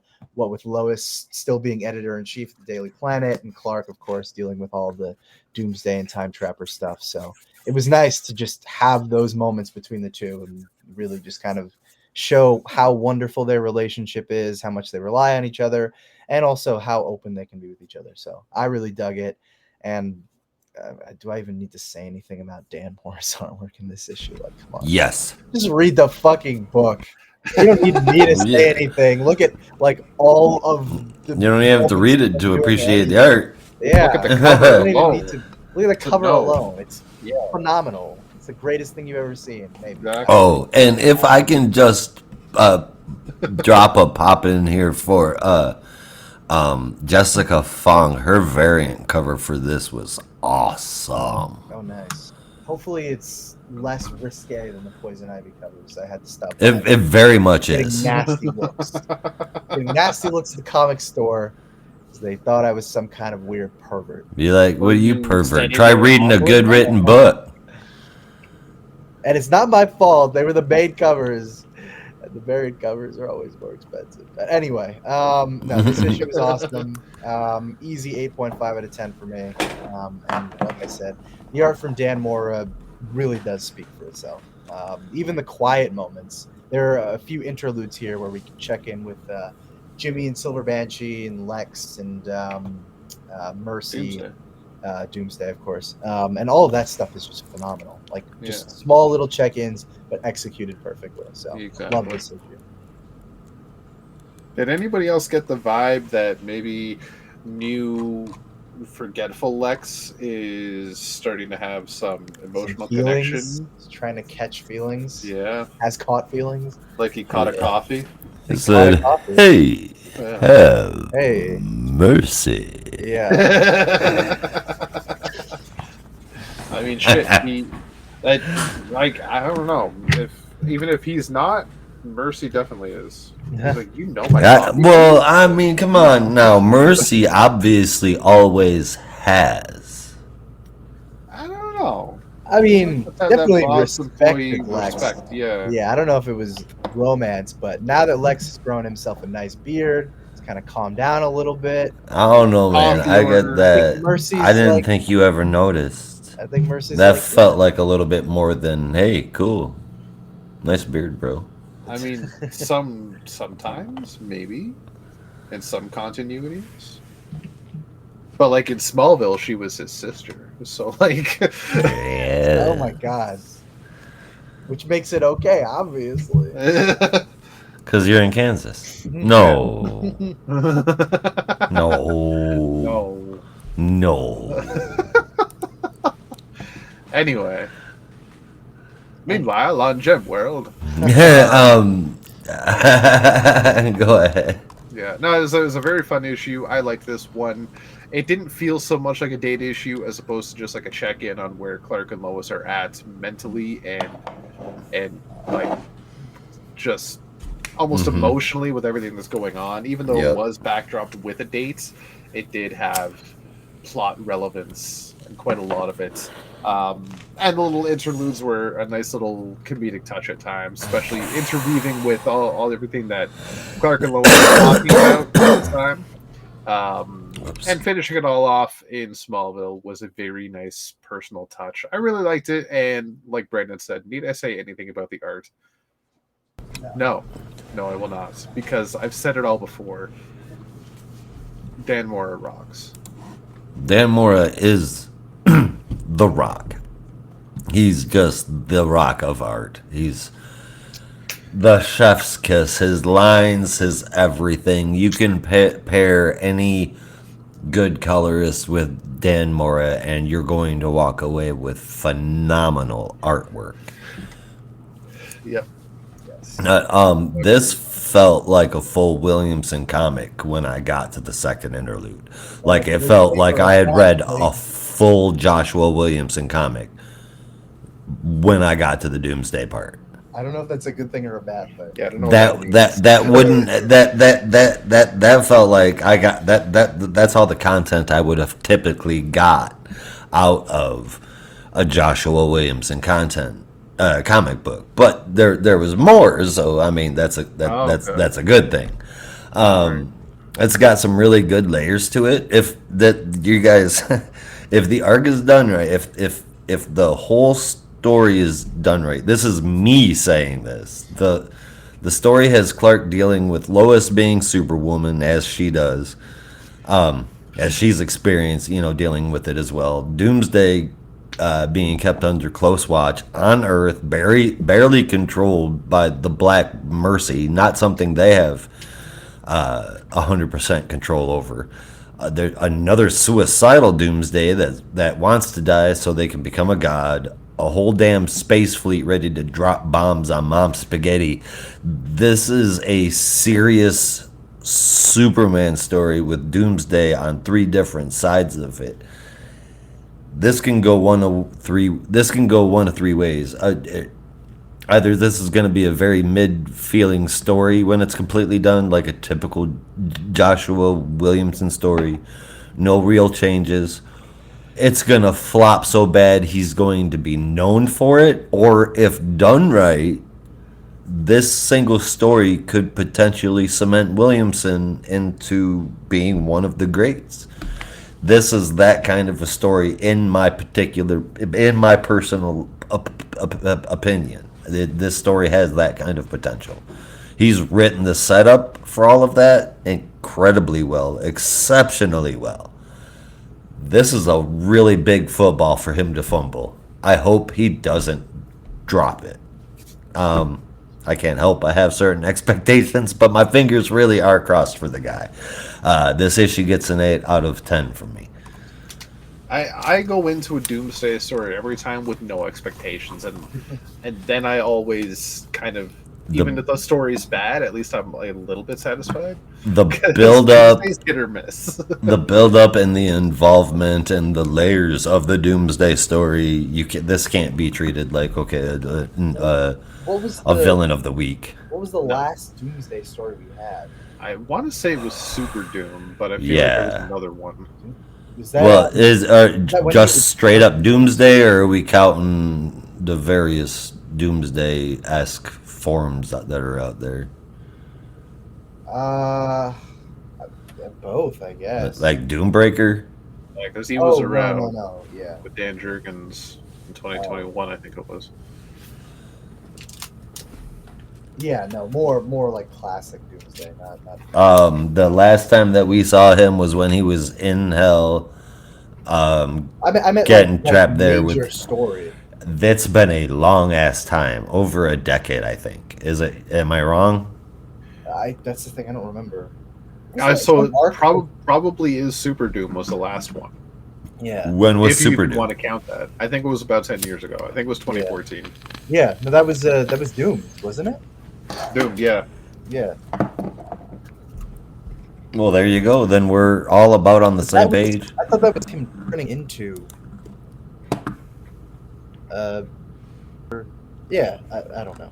I'd have to go through that again, but I could have sworn that was like him turning into a Doomsday like creature or something. Well, he did, but there was also a Doomsday there. Yeah. He fought a Doomsday, and then he turned into a Doomsday, and then he died. Yes. Okay. Yeah. It was some other. I mean, it might have just been an appearance, some other story like towards the end of War of the Superman. I gotta check that real quick, but anyway, Yeah. it has been a while. It's been a minute. I'm Right? gonna give this one a 9.25 out of 10. 9.25 out of 10, he says with a question mark. Is it because you wish your score could be unlimited? Just kidding. Maybe. Did I already give my score? 8 out of 10. Yes. 8 out of 10. 9.25 out of 10. It is that time already. Time to get unlimited. Yes. It's time Yeah. to get Justice League Unlimited. Cue the theme And song. keeping up on the Dan Mora hype train. Yeah. Look at that. Just look at it. Do you see it? I see it. It's horror and pretty at the same time. Yeah. That is hard to do. That's hard to do. I'm trying to remember the Justice League theme song now, but it's on the tip of my brain. Da-da-da, da-da-da, something like that. Yeah, but I can't get like the whole tune. Just Well, there's. I'll give me. Da-da-da-da-da-da-da-do. There it is. But that's the unlimited theme, right? What was the original theme? I can't even remember that right now. I think it was very similar, wasn't it? Meanwhile, in the Hall of Justice, I can't remember any of the theme songs right now. Yeah. Anyway, this is written by Mark Waid. This is written by Mark Waid with art from Dan Mora, colors from Tamara Bonvillain, and letters from Ariana Maher, with the cover from Dan Mora. This is Justice League Unlimited number 2, and we open with poor Jaime Reyes calling out for Batman very weakly as he gets dragged away by some mysterious creatures. And his armor is failing. Goddamn, he better not be dead. Meanwhile, No, he better not be. Costa Rica, he just graduated, man. I'm Shit. freaking saying, and saved the whole world Twice. and in an entire another civilization. Twice. Freaking Yeah. jerks. I I love Mark Waid. I love Mark Waid stories, but goddamn, he's killing Jaime Reyes, and he's turning Airwave into a villain. I'm not liking this series so far. You cannot trust Mark Wade and a character that wears green and or purple. I've been telling you this for 2 years. Sooner or later, you're bound to listen. What is going on with your audio right Yeah, now? why are you like shouting into the You're mic? like, You're like, excuse me, can I take your order, please? no, Yeah, oh my oh. god. You sound like What the like fuck? those early. I think I might gamers have or to something? replace my microphone because I keep on having to turn the volume up and down to maintain the same level. It's just you got super close to it Yeah. Oh, and spoke really loudly. Yeah. well, That's my all. bad. Very odd. And you sounded like a mid-90s speaker box in a drive-thru. Except a little more legendary. Welcome to Good Burger. Please, we're doing good burgers. Welcome to Good Burger. Oh, the Good Burger. Gotta be a little more stoner. Anyway, I agree with you for a certain bit about, okay, you can't trust people in green and purple, but Airwave has been a hero for longer than any of us have been alive. Actually, what year were you born? 79. 79. Yeah, longer than any of us have been alive. I'm pretty sure Yeah, Green Lantern but 100 came out before Can't you. say that's been consistent. And again, it's all up to the writer, and you can't trust Mark Waid with somebody that's in green and or purple. That's just hard-coded in him. He's a classic comic book writer. It What's the means purple? villain. What are you wearing? Me, I'm wearing red. Oh. With Okay, a little what are you green wearing? area. I need space. Brandon, are you wearing green and or purple? I am wearing neither. I'm wearing blue and gray. Well, This is what Mark Waid should never touch the Green Lanterns. I guess Why there do I was that feel like one you time already that he had Supergirl awkwardly flirting with Hal in Brave Oh, and Bold, but no. you know, See? Told that's you. left unsaid. Yeah, but that's also like, for a lot of people, that's just Hal's MO. Because a lot of people can't get over the Arisia rap stuff. I think it's more comfortable because he had to keep reminding himself that Supergirl was very underage. Yeah. And it was like, nope. No, she can't age herself up like Arisia. Don't Yep. do it. Anyway. And you, Don't claim the and you excuse shouldn't have done Arisia. I'm 30 Stop on it. my planet. Stop it. Yeah. Anywho, in Monteverde, Costa Rica, the police are trying to get some people to stay home past curfew because of monsters. The people just kind of laugh it off until they are attacked by said monsters, parademons to be exact. This is when the Justice League boom tombs their way in. Not more than a pair of them. Nope. Damn it. This version of the Justice League, this unlimited version of the Justice League, includes Superman, Wonder Woman, Black Lightning, Martian Manhunter, Mary Marvel, Star Sapphire, and Dr. Occult. Yeah. What? It actually took Yes, me he a is second. taking a break from the trench. This is why I love this book already. Yeah. He's taking a break from the trench coat brigade and trying to kill little kids, and he's decided to help the world for a change. Yeah. As you do. Right?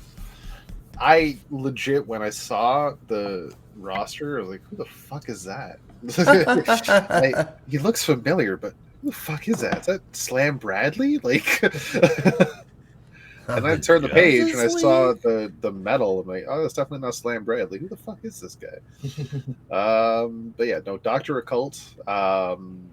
Batman was already there on sites as he appears later on, a little bit torn up and bloody because he was already attacked. He's a lost Blue Beetle and he corrals the Justice League, splitting them up into different teams, some to take down parademons, some to find missing children, and some to protect the citizens. Meanwhile, in Singapore, a man in torn pants has grown in size, quite literally, has increased his stature. And this is when Atom Smasher arrives with the two Atoms, Ryan Choi and Ray Palmer. And together, they are able to take this man down. This man has taken Atom Smasher's powers after the whole events of Absolute Power. Atom Smasher was able to get them back thanks to the machine that the two Atoms had devised. It does cause some discomfort and pain. I say some, but then Atom Smasher says it was excruciating, so quite a lot of pain. But now he's got his power back. The man is back to normal, and the Atoms trying to figure out what to do next because the machine exploded. And as Ray says, if we're going to start to put all these superpowers back, we're going to need the help of another Atom. Yeah. Yeah. To be continued in Dun, Justice dun, League, dun. the Atom Project. Whoa. Whoa. Whoa. Even though it didn't say it there, that's just where it fucking goes. That's where it goes. Yeah, it should have said, if you want to see more about this, read Justice League the Atom Project. It didn't say that in text box, but that's where it's intending. Yep. It's where it's going. It's where we're all going. Yeah. Okay, Heath Ledger, Jesus. Anyway. Back on the Watchtower. Mr. Terrific is trying to figure out what this whole thing about Inferno is, and even questions Red Tornado about an android by the name of Red Inferno. So I'm happy to see that because that's a callback to a Red Tornado miniseries that I loved. Yeah. Yeah. That I feel does not get enough recognition. I feel like nobody fucking read. But I liked it. He's a fun character, and his minis are usually at least decent stories. Yes. But this one had Red Inferno, Red Tornado, Red Water Person, and Red... Was it Red Typhoon? Red Typhoon, maybe, and something to do with the Earth. Red... No, not Red Typhoon. Red Torpedo? Red Torpedo. Torpedo? I think. Yeah, right? Oh, it's the four elements anyway. Yeah. Point is, it was a fun book. Y'all should read it, and I wish they did more callbacks. But I digress. Red Tornado insists that it has nothing to do with Red and Inferno. And they all just insist that they will figure this out eventually, despite that Airwave is on the other side of the door listening in, and I don't like where that's going. I needed to include that just for that, because fuck, Airwave should be a good guy forever. Anyway, Costa Rica, Wonder Woman and Mary Marvel have discovered xenomorph eggs that have hatched, which is not good. And oddly enough, being part of a pantheon, they have the same train of thought. They should carry it into space. So they do that, and then they're attacked by a giant parademon-like dragon, or dragon-like parademon, whatever you want to call it. Either way, it looks kind of like both of them. Mary gets taken down, and Wonder Woman is left pushing up the landmass with the eggs by herself. Not much she can do at the time. Jean and Dr. Occult head off to go find the missing children, as Batman surmised that Jean could use his telepathy to try and figure out where the kids are, but then Jean reveals to Dr. Occult in confidence that he's actually lost his telepathic abilities after the events of Absolute Power, and no matter what he tries, he cannot get them back. But he has not told the League because he does not want to be sidelined.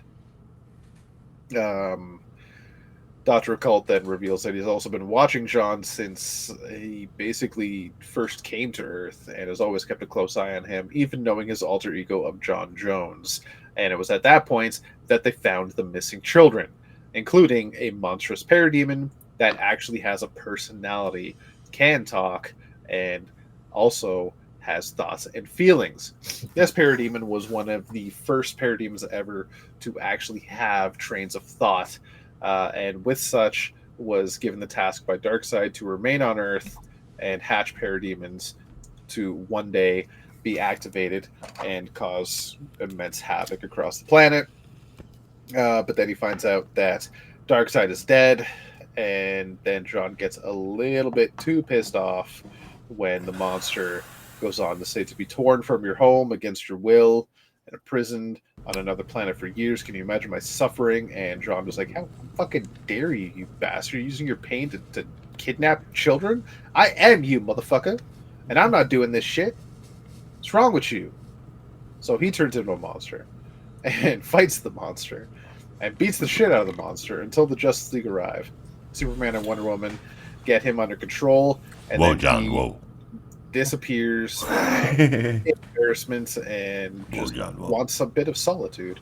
And that's where the issue ends for now, and then it continues into a Challengers of the Unknown preview, which has already come out, and a question all on the Watchtower preview, which is on issue 3. So I was a little behind. Both of which are awesome. They are both awesome. They really are great books. They are. Definitely go pick them up. They need more readers to make sure we keep getting such good stories, because these are phenomenal. Yes, I 100% agree on the Challengers of the Unknown stuff, because I want more Challengers. And all along the Watchtower as well, that is a story about Question, Renee Montoya, and some mysteries that are going on up in the new Watchtower in space. Yeah. Home to every hero. Every. Except the Titans. Yeah. You have a wing there, but yeah. Because they're living in the Titans tunnels. Yeah. Yeah, I guess it is. Titans tunnels. Anyway. That's from Roy. I stole that from Roy. Not me. He called it Titans tunnels. But I mean, it's true. It is true. But yeah, Justice League Unlimited, all the fun of the cartoon with all the horror of Zack Snyder movies. It's and take that last bit as you will. I did. No matter which way you take it, that's how I said it. I got you. Weirdly enough, I'm taking it both ways. Good. I think that's how I intended it. I don't know. If you answer now, 3 ways will happen. All right, now, but Justice League Unlimited, it's a very interesting story. I'm loving that Mark Waid is just tapping into DC history, and like there seems to be a core league that's always going to be on every mission. It's the heavy hitters, but you're going to get some pop-ups here and there, like Jaime, Blue Beetle, like Atom Smasher, like fucking Dr. Occult of all people. Never would have guessed that Dr. Occult would ever show up in a Justice League book. Yep. But here we are. 8.75 out of 10. It would get a 9 if Airwave was not becoming a villain. It's a green, man. I don't telling you. But man, I really like how this works. I just never know who I'm gonna see on a mission or involved in a story, and it always makes sense. The cast is so deep so that they can bring anyone into anything, and that's just cool as hell. A good Martian Manhunter story is set up to boot here. I never got the chance to get into the Justice League Unlimited cartoon. This isn't that either. But I'm glad I get a chance to get into this version of Justice League Unlimited, because it is freaking wicked. It looks absolutely fantastic. It's written well. It's colored phenomenally. This is what I was hoping for when they announced this title. I'm very happy. 8.5 out of 10. So you've never seen Justice League Unlimited, the cartoon, so you missed out on not only Green Arrow, Supergirl, and a brother-sister friendship team up, which was fantastic, but you also missed out on the excellent pairing of the Question and Huntress. Huntress? Oh my god! I knew you were gonna when was Justice League Unlimited airing? I want to say airing on TV. 2006. Yeah. Because I think the original series 2004, and it ran for 2 seasons, so it should be. They did a lot of reruns. That's how. No. Should be 2006, 2007 to like 2008, 2009. That was that was quite the time. at the time. So no, I didn't get an opportunity to do that. If you at least watch the first season, and you will also fall in love with a Huntress question pairing. Yes. I would be fine with that, Originally, I either was as like, a team or a relationship. It seemed like such an odd thing at the time, and then I read Huntress Cry for Blood in high school, or what is it? Yeah, Batman Huntress Cry for Blood in high school. And I was Yes. like, oh my god, it's like a thing in comics. I mean, I don't know. I can't remember if it was exclusively romantic, but they did have a brief partnership, and I was like, oh my god, it's here real. too. It's awesome. It's real. Yeah. Yeah. And it was so good in the cartoon, though. Mm. The question was easily the best character of the series. I think you mean Green Arrow. No, Green Arrow was just great in everything. Green Arrow was great in that show too, but the question, like being a hero and solving crimes, and also just randomly dropping conspiracy theories out of nowhere, was fan-fucking-tastic. Just like, yeah, it seems this body here has died, but did you know that cow milk can control your mind? Whoa. No, I didn't. I would definitely recommend checking out some episodes of Justice. Yeah, it was such a good show. It's so fucking good. Also, am I crazy or was there a movie? I remember there being a movie at some point. I don't think so. Okay, maybe I'm going nuts. I don't know. Welcome to the club. I'm having like some Justice League Unlimited movie on DVD, but maybe I'm tripping. It might be like, you know, the first two or three episodes of Justice League when they came together with the Seven and fought against Martians. That could have been. I think when it came out on DVD, it came out as one thing, right? Even though it was 3 episodes, it came out as one whole story. It was technically like a movie. So I remember it was something about the Thanagarians had invaded. Was that like an oversized? Yeah, that was the end of Justice League, if I remember correctly. Okay, that's how they ended the initial series. With Hawkgirl betraying the team at first because her people were there. Yeah. Oh, yeah. Man, yeah. I gotta rewatch that. I think it's all on Netflix. Yeah. It's all in your brain. Just save us the time. No, I gotta stop fucking rewatching. Actually, I haven't even been rewatching Superman the animated series. Been stuck in my sitcom hole. Oh, which sitcom? You gotta be watching Creature Commandos. Well, I've seen the first episode. It's good. You gotta be watching Creature Commandos. Oh. Yeah, I gotta climb out of my sitcom hole, like I said. Consider it a sitcom. Weirdly enough, it fits. You sit and watch it, and there is some comedy. Yeah. Yep. Exactly. That is a truth. Well, it's a situation. Yeah. And comedy. Yeah. There are situations and comedies. Legit, that's what I thought a sitcom meant when I was a kid. Sit and it's a comedy you sit and watch. Situational comedies. Yeah. All right, everybody, that is approximately the halfway mark. So we are going to go ahead and take a brief commercial break. Before we do that, did either of you even talk about this book? Didn't I? No, I don't think I did.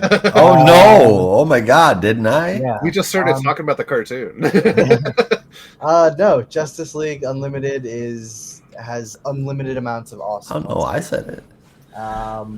And I don't know. I mean, you kind of touched on a lot of the stuff that I dig about it, the expanded roster, and I mean, maybe not so much the airwave stuff, but definitely seeing the different situations they're getting into, and kind of cleaning up the after effects of all of Darkseid's machinations. But the thing that I came away from most strongly after reading this issue was, why don't we have a Martian Manhunter year one? Why is that not happening? Ooh. Like when Occult was talking about John's origin, I was like, is that a thing? Have they done year one? And I got to go back and look at the series from the 90s because maybe. Oh my God! But that is something really that need happen Philip again Kennedy Johnson to write that. Like, with art from Dan Moore. yeah, like seriously. No, when you No, think about it, you're like, how awesome would that be? Martian Manhunter year one, first arrives on Earth, fits in with the Colorado Police Department as John Jones, solves a bunch of crimes, maybe goes up against Malafak or something like that. Boom, 6-issue series. Done. Give me, oh God, can I get a Marcio Takara Manhunter instead? Yeah. I don't know who Okay. I would pick to do that, honestly, but I just want to see something like that happen. Yes, me too. I would honestly. I mean, I'll take Dan Moore drawing anything. Anybody in my Yeah. top 5, of course. So, I mean, you name it. But I think Marcio Takara could do a really actually, good I job know- for I Martian know- Manhunter. No, I know who'd be perfect for it. Someone who I was so convinced was going to do a Martian Manhunter series, but that hadn't happened yet. I want Dan Waters and Christopher Mitten to do Martian Manhunter year one. Ooh, that would be good. Dan Yeah. Waters would be a good person for a psychological Martian Manhunter story, for sure. I feel like he could really tap into a new element of retelling John's origin, or not like completely, redoing it, but taking the basics, right? Transferred to Earth, scientist dies, becomes a police officer, and add some new stuff. Okay, so him, Philip Kennedy Johnson, or Jeff Lemire, but only one of those 3. I would probably go with Dan Waters, honestly. Jeff Lemire would be very cool, but that's something I'd want to see in like an alternate universe that he would write and draw. I think that would be really cool. What about Chip But he would do Zdarsky? such a good job. Chip Zdarsky could do a good noir. I'm thinking I about could see that. his Daredevil run. Yeah. For a real quick mini, yeah.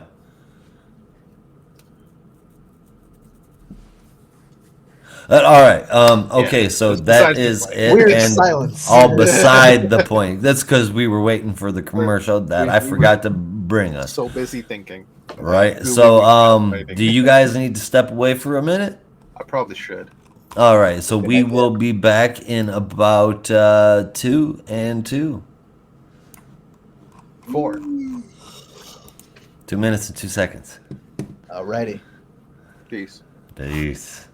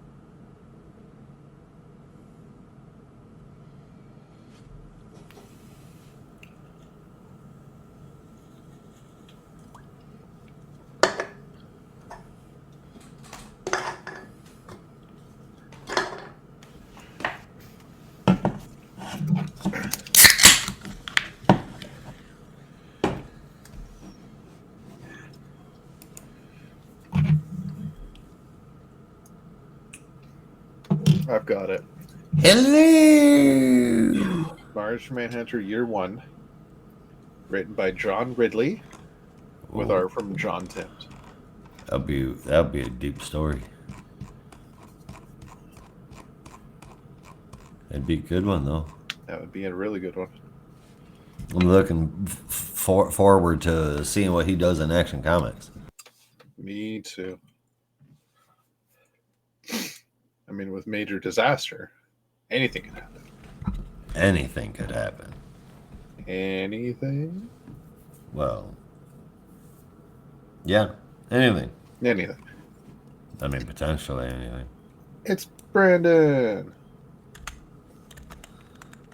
You got it.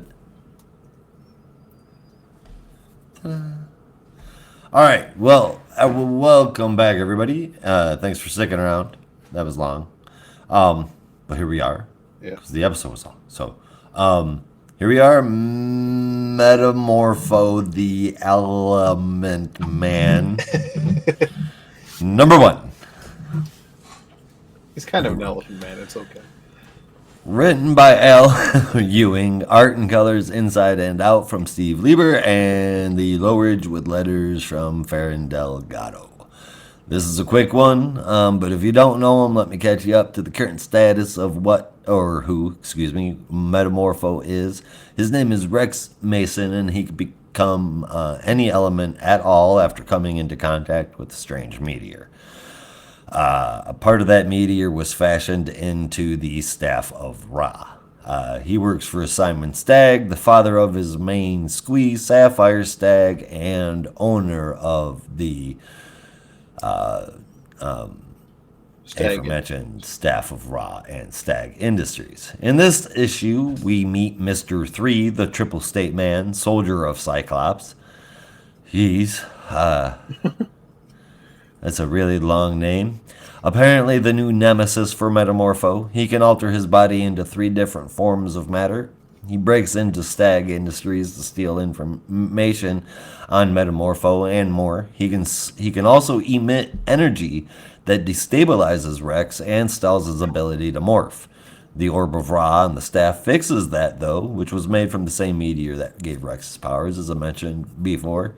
With the help of Element Girl, another character that's a member of Shade, and also in this book, they take down Mr. 3, but there is more to come, and Rex Mason knows it. So I'm going to keep this short and sweet. Overall, the general idea of the Metamorpho story is cool. But Al Ewing is the epitome of Marvel writing. Like, if Marvel had a smell, it would smell like Al Ewing. And I don't know what that means. Hear you elaborate. The way that Al Ewing writes is like if I had to have some kind of example, like if there was some kind of an example of what a Marvel comic reads like, it would be something like how Al Ewing writes a comic book. And I haven't read Marvel comics in a long ass time. I'm so confused right now. Al Ewing is a very specific style that I'll get to later, but multiple different styles actually, and one of them is fully on display here. But again, I want you to finish. Well, this particular super corny, over the top, excessive narrative and corniness in the dialogue kind of shtick that I used to get when I read Marvel comics and did not keep me reading it. In any case, I don't like it. Corny, I can appreciate corny, but it's off-putting for me throughout the whole thing. I like the characters present being used, but I can't get into this, not the narrative, not the dialogue. Lieber and Lowridge are okay, but this won't be a book that I read for leisure, unfortunately. That's gonna get this book, which has, again, an okay plot setup and story for Metamorpho, a 6 out of 10. Yeah, Okay, the kind of classic style wordplay was a little off-putting for me at first as well, but I did get a little more into it later on in the issue because it had a bit of a heart to it in a way. And you get about halfway through the story, and you see it's not just in the narrator text, but it's also in the characters' voices as well. And there's like, okay, this is like he's really going hard on the classic style of Metamorpho, the Elephant Man, and the era that he shot. He just said it. You just said Elephant Man. Did I say it? Yes, you did. I didn't think about it. Oh my Yes. god! Yes. Josh, this is all your fault. I've been waiting so hard, so long since we started talking about this book a month ago to hear one of you guys say Elephant Man. This is your fault, Josh. Yay. God dang it. Elements, man. Fuck's sake. One of the classic stuff in the era that he debuted. Really just going full force into the campiness of it all, really. And I kind of dig that. A campy Metamorpho is a fun Metamorpho if it's done the right way. And I've always believed in how Al Ewing can write. So even if the first issue wasn't a stellar first issue, I do think that maybe with time it could have a charm to it that we might not see at first. But for now, I'm going to give it a 7.5. Very well. So for anyone who read the Ant-Man miniseries, the Wasp miniseries, the Fury one-shot, this style is not a surprise. And I kind of knew it was coming because I'd read a few interviews with Al talking about his approach to this series, which is why it was not so much a surprise, but a very pleasant read to basically have an entire issue that is a love letter to Bob Haney and Ramona Fradon's original Metamorpho series, like right down to the captions and everything. And I do get the feeling that this series, much like Metamorpho, will go through some kind of change at first.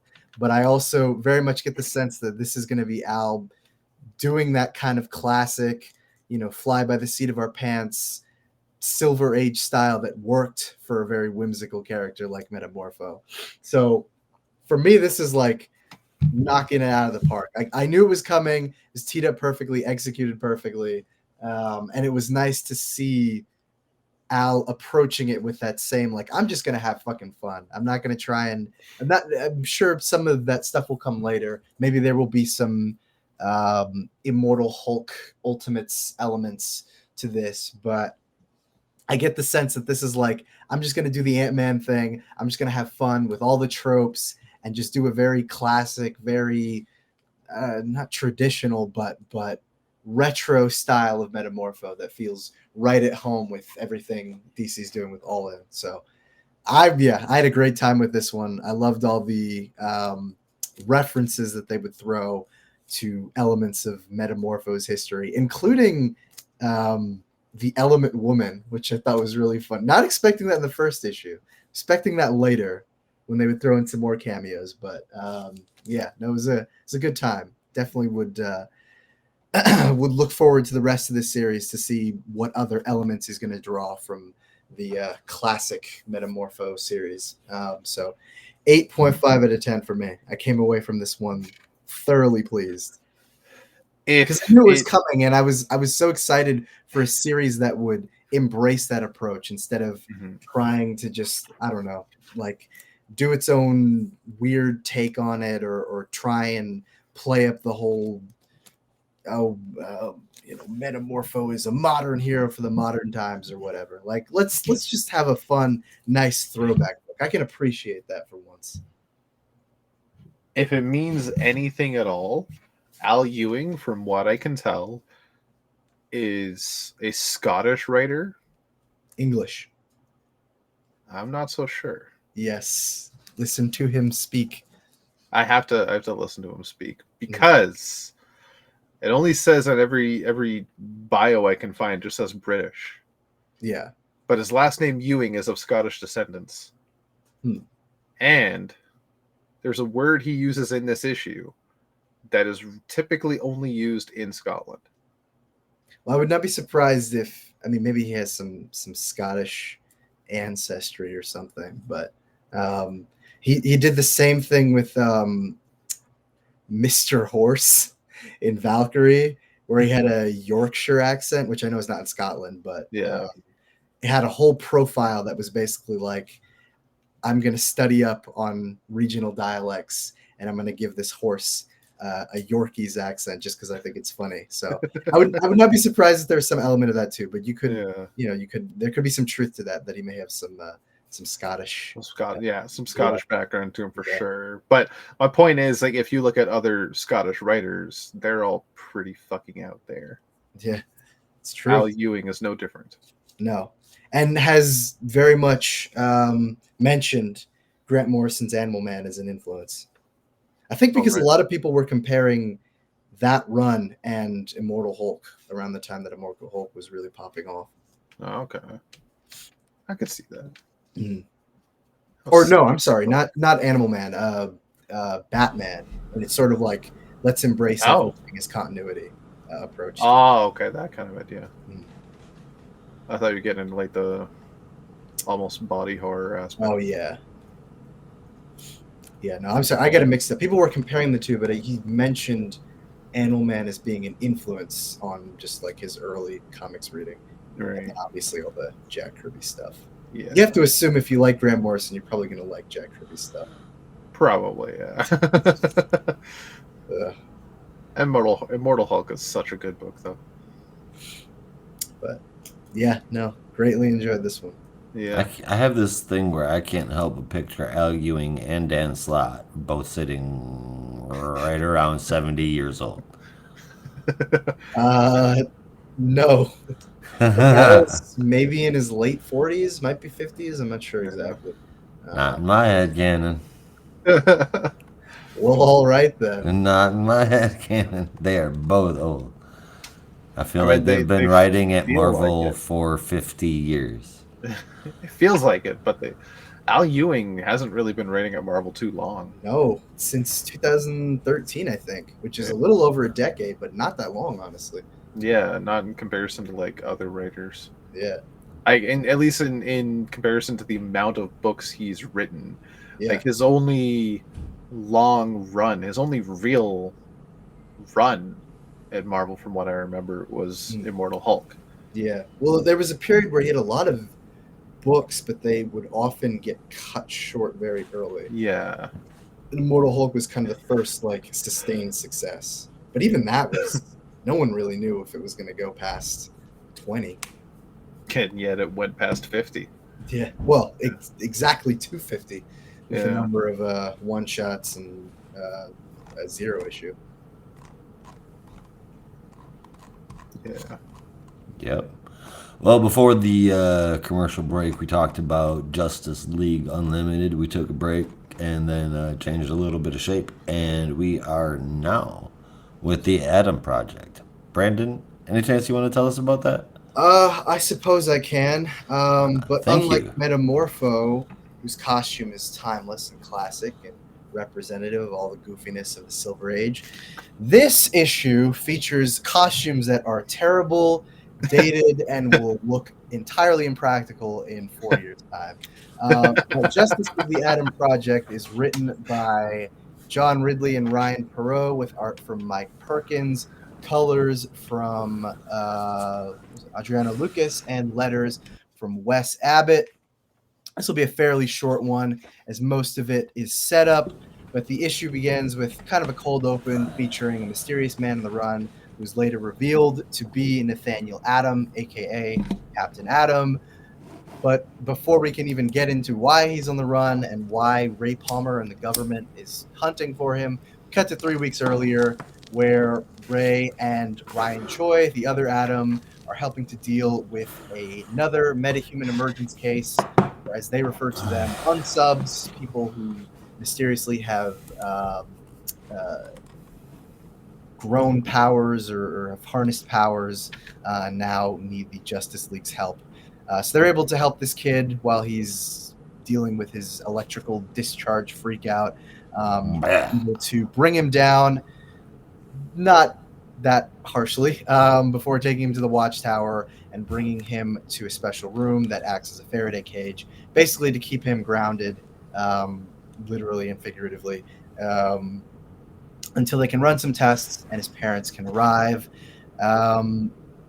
While Ryan seems more skeptical of making promises that they will be able to heal him, it's Ray who is eager to make those promises and say that everything is going to be fine, things will soon be back to normal, which seems to be a point of contention between Ray and Ryan throughout this.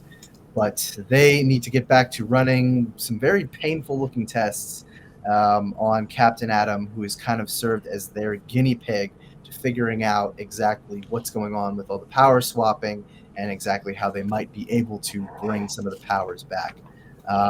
That's when we cut back to 3 weeks later, where we follow up with Nathaniel Atom, who is still on the run. Ray is trying to coax him back to the light and ask him to come quietly, but of course, Atom, being a warrior, charges after them, unleashing some powers that we don't entirely understand, ones that certainly don't seem to be Captain Atom's normal powers, before going on the run, as the mysterious voice in the background alludes to the fact that Captain Atom will be coming for them in order to fix whatever is going on with him. Yeah, it's a solid setup. I love an Atom story, and I mean that as Atom and Atom. Indeed. All Atoms. Is this Atom squared? This Cubed. is Atom cubed, actually. Cubed. Is Atom Smasher? He is present this week in reviews. Will he be showing up next month? I can't imagine why he would, even if he does have the Atom legacy, because he does not know a damn thing about science. No. Much as I love old Al Rothstein. He smashes Atom. Yeah. It is a solid setup, but I don't know. I feel like I hope this doesn't go the direction of Captain Atom is a villain now, mostly because that is such an obnoxious hero turned villain trope, but also because they're doing that in Jenny Sparks right now, and it's such a ridiculous plot thread. Yep. Part of the reason I'm not really reading that book, but whatever. So I like the focus on Ray. It's also not Ryan's good, right? relationship. I like the contrast between Ray and Ryan's personality, although Ray seems a little more assertive than I remember him as being. Maybe it's just because he has that kind of mentor relationship with Ryan. It's the costumes, man. Well, yeah, but I got some shit to say about those costumes. Yeah, Jesus Christ. Dress the way you want to feel. Like he wants to feel in charge. He dresses in charge. Power Ranger. Well, at least Ryan's costume looks like that. I don't know what the fuck is going on with Ray's costume. He happens to be a fan of what's that shit called? The Power Ranger shit. Saying shit. Sentai. Sentai. Yes. Yeah. Anyway, so that is a. So he put together his own shit made out of physics lab equipment. Oh God. Yeah. Cosplay to the extreme. So for as much as I enjoy sort of the back and forth between Ray and Ryan, I do feel like I need something a little like I like the mystery aspect, but I feel like I need something more to hook me than just Captain Atom has gone AWOL. Whoa. So I'm hoping there's more of substance in the next issue that'll really get me hooked. Oh boy, the costumes. Honestly, I would have given this issue like an 8 out of 10 because everything was solid, even if it didn't completely sell me. But these costumes are so fucking awful. It literally made me drop the score to like painful to look at, especially Ryan's costume, which is almost it's like I know people had complaints about the Rebirth costume because it looked too mechanical, but this is somehow worse. It's like that weird crossbreed between like mechanical but also trying to be slick and not as technological.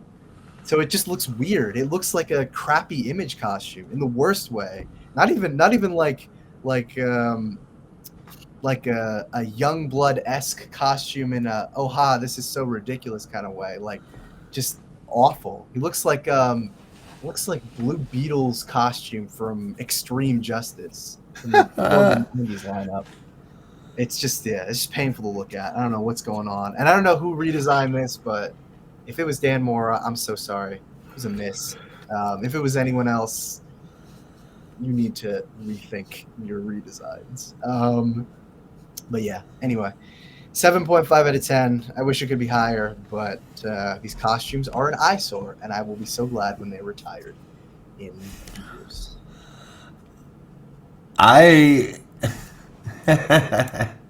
Okay, first, I knew that the story with Captain Atom, if they're going to have a Captain Atom story, I knew it was going to be heavy.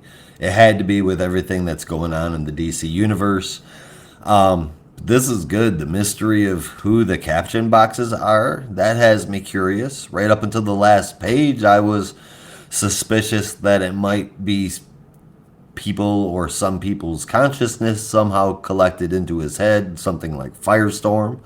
But obviously we know better now at the last page. Captain Atom is such a cool character and got a lot of cool possible stories. He's got the powers of Superman, the cool-headedness of Batman, and the will of Green Lantern.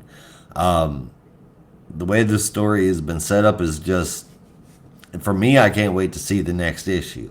He feels confident enough to be able to keep control of whatever power it is that he has, and he thinks that it's so powerful he needs to keep it away from even the Justice League. So, what is that? I don't know that that is necessarily him being painted to be a villain. Let's hope it's him being painted to be an awesome hero, and definitely let's hope that he doesn't end up being a martyr. Big fan of the fact that he is not featureless.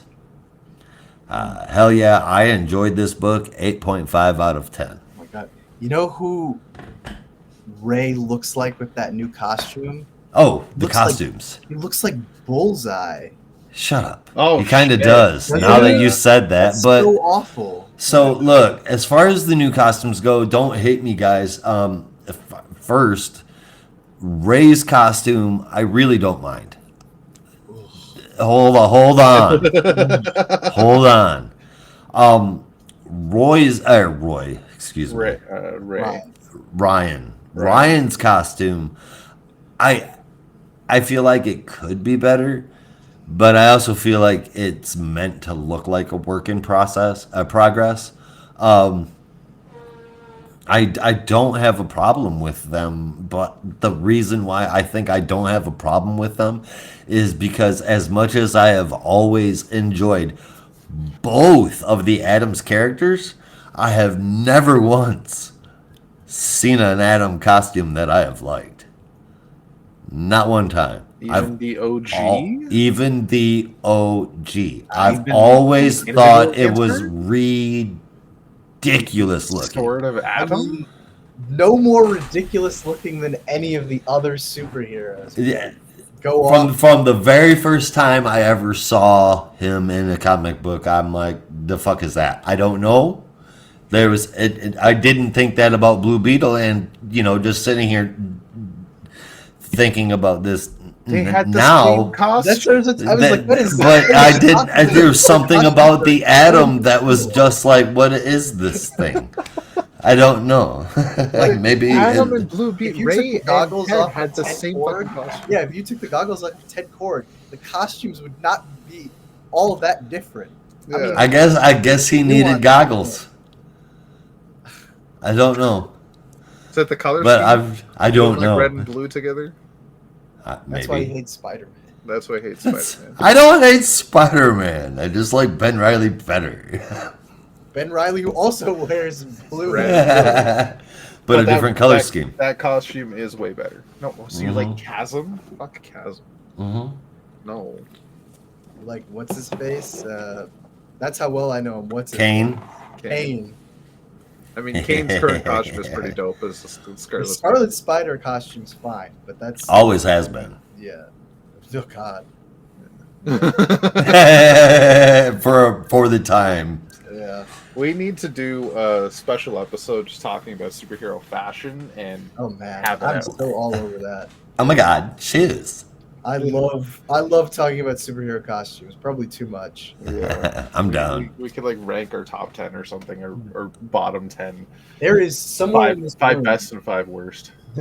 There's somewhere in this room. Long forgotten. Like Earth 2 Robin, I thought was long forgotten. I bring him For up good in reason. our chats, and then McFarlane releases a figure of him.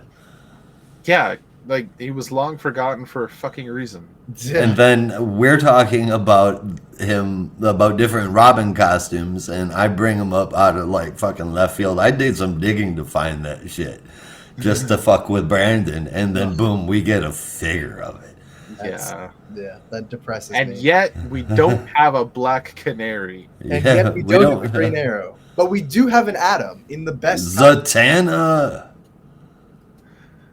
We do have an Atom in the We don't have Stephanie Brown. I don't know. I think there That's wasn't there. not yet, Oh, but maybe that's not. coming. There's the Yes, I know. universe version of. I'm locked into the McFarlane Psychic Universe. Have you But not forgotten? yet we have Earth 2 Robin, Yep. Yeah. the second worst Robin costume ever made. Second worst Robin costume ever made. What was the worst Robin costume ever made? Drake. Drake. Oh, Damn, Yeah. I don't even want to count that as a Robin costume. That's like- but This for Young simplicity's Justice. sake, That's yeah. like as Brown bad, tattoo. if not No, look, slightly like worse than the current Atom costumes. no, it's worse, and I'm gonna tell you how much worse it is, Brandon. This is. Oh no! I'm gonna tell you how much worse it is. No, look. remarkably I'm gonna agree with Rob that Drake is indeed the worst Robin costume, and that is including the former worst in my mind, which was Carrie Kelly. I knew that was coming. I mean- it wasn't even that bad. I It was don't- horrible, The same It's- Robin it's costume. the same that as Dick Grayson's. except it looked like underwear It just- legitimately. It just had goggles. That's Yeah. the only difference. It looked so silly. I mean, It they were looked just so her stupid. glasses. And the way he was drawn. Whatever. It's horrible. I mean, that's the artist. It was it was drawn exactly the same as every other version of the classic Pixie Boots Robin costume drawn. There was no difference. Which was horrible. I mean, unless you just hate that costume, which, you know, that's Understandable, but Horrible. it's by no Understandable, means but the worst. as I always say, it's okay to be wrong. So Okay, so couple points to what Bang. you guys were talking about. When it comes to Captain Atom being a big antagonist in a few books recently, let's face it, Hawk is just busy, so it's got to be Captain Atom. He said Hawk. Yeah. So if it's not Hawk, Captain Atom's next in line. What's Hawk doing? Fucking something else. I don't know. Dove. Rude.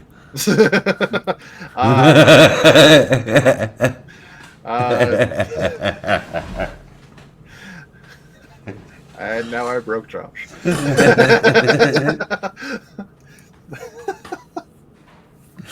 Okay. Whew. Woosah. Okay. As for the costumes, my one question. Actually, I got two questions. One question. Are those Yes. shoulder pads, or did Ryan get some really fucked up shoulders? they're shoulder pads. They're weird looking shoulder pads. Why does For he what have reason? shoulder pads? For what reason? He looks like a football player from the shoulders up. Protection. of From what? He, Why does well, he need it? he's And they- usually running into things like this, is he not? No. Yes, he is. Yes, he No, is. any Yes, he other is. He's people running in into this things like this. position. That is the stupidest thing. Shoulder pads. That's why I'm like, this is the classic early image crap of we don't really have a reason for it being there. We're just it kind of looks cool, you know. Yeah, we'll Yeah, just shoulder stick it pad. on there. It's awesome, Let's man. have some random lines zigzag and see, like Ryan's costume. If it was tweaked a little bit and the arms were done better, wouldn't be that bad. Ugh. It wouldn't be. It'd be I- not too far off from his OG costume. I cannot understand for the life of me why they felt the need to change the costumes. Yes, see, that's my gripe, and that I'm brings like, me to my for next what point. reason? So It's not think- even a fresh start thing. think in universe. Guys, we've got this crisis. The Justice League needs us. Superpowers are gone all over the place. People are manifesting these new powers they don't know how to control. We need to work really quickly to figure this out. But first, Wait. let's get some new threads. First, I gotta change. Somebody stop Mike Perkins and Adriana Lucas. Like, what was the reason? Even if you Why? think in universe storyline wise, why did they need to take a couple days and be like, okay, maybe I'll change the get some Excuse black and me. silver, try this out. Why? What's the point? New zip code, new threads, Kay. I don't fucking Ugh. care. Oh my god, shit. Nobody else got any. Got I any think The what? reason it New rankles me threads. so much. I mean, is you don't because- know that. Everybody we've seen so far, nobody Yeah. has new threads. Yeah. Yeah, I think the reason it rankles me so much is like, I don't know. I always had kind of a weird obsession with the Atom in a strange way. Somewhere in this That's room is a cardboard recreation of the atomic belt that I made in like Nice. 8th grade or something. So I always Sick. loved that original costume because it was the epitome of like, this is sleek, it's efficient, and it looks Yeah. great when he shrinks. But Yeah. this shit makes me want to vomit. I can't And- look at it. And funny you mentioned the atomic belt. Do you guys see one? No. Exactly. How's Or he if shrinking? it is, I don't know. Maybe it's built into that awful vest he has. Atomic on. wristwatch? Like, It's in the shoulder pads. okay, No. that's for Ryan. What about Ray? The symbol. Jesus Christ. See, that's just not functional. So it's in the symbol for Ray, but not the symbol for Ryan? Yeah. I don't Personal know. preference. Costumes are stupid. Absolute Batman has a bat symbol that transforms into a battle axe. Yes, but that's practical.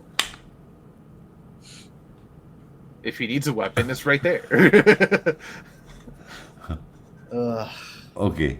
He's not rich enough to travel the world and learn all sorts of martial arts. He needs a fucking weapon. You can turn a dump anyway. That's a different book. Absolute January coming in a few weeks. We'll folks. debate that costume later. As for this, the costumes are stupid. They weren't necessary. Ryan's is so close to good, but he's got a weird fucking shoulder jacket going on that just doesn't work. In the Oh god. Oh, poor Ray. Why In is the Ray and Bummer always interior. getting the short end of the stick?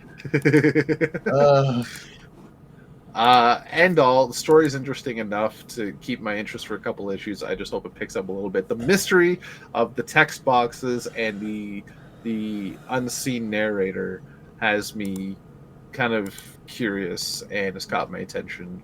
So for now, it's going to get 7.5 out of 10. Would be higher if they didn't change the fucking costumes. Killing me. You understand? It's like watching a part of my soul die. Oh, Ryan Joy, who's been watching Judge Dredd movies. That's where his outfit came from. Oh god, I gotta. no. They're both in the symbol. He just wanted the visor and the chunky shoulder pads. It's all fashion. I swear to God, at some point with Ray and Ryan having these arguments, at one point Ryan turns to Ray and goes, "I am the law. I'm whipping this book." Yeah. Winning.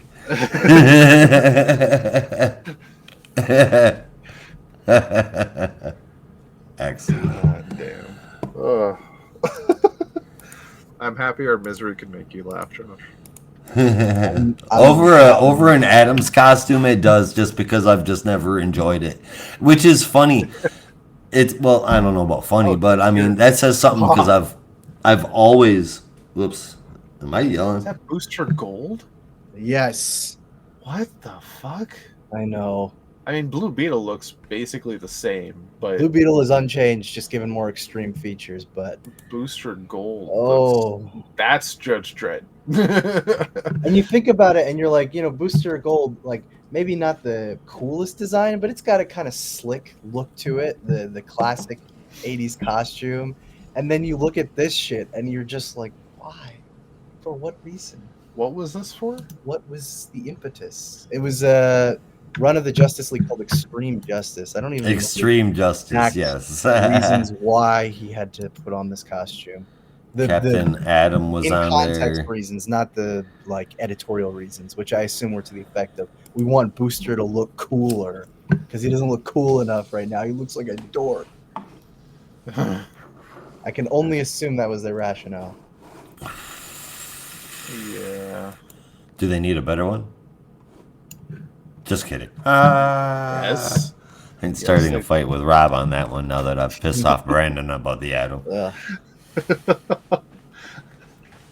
You don't fuck with. Okay, you can fuck with Booster's costume a little bit as long as it's tasteful. Yeah. I feel like it could use a slight update. I feel like I'd use a collar, maybe a cape. Booster should not have a cape. No, he shouldn't. No, and I'm afraid of what he would do with the collar. He'd pop it like it's hot. Yeah. Like he used to do in the 80s.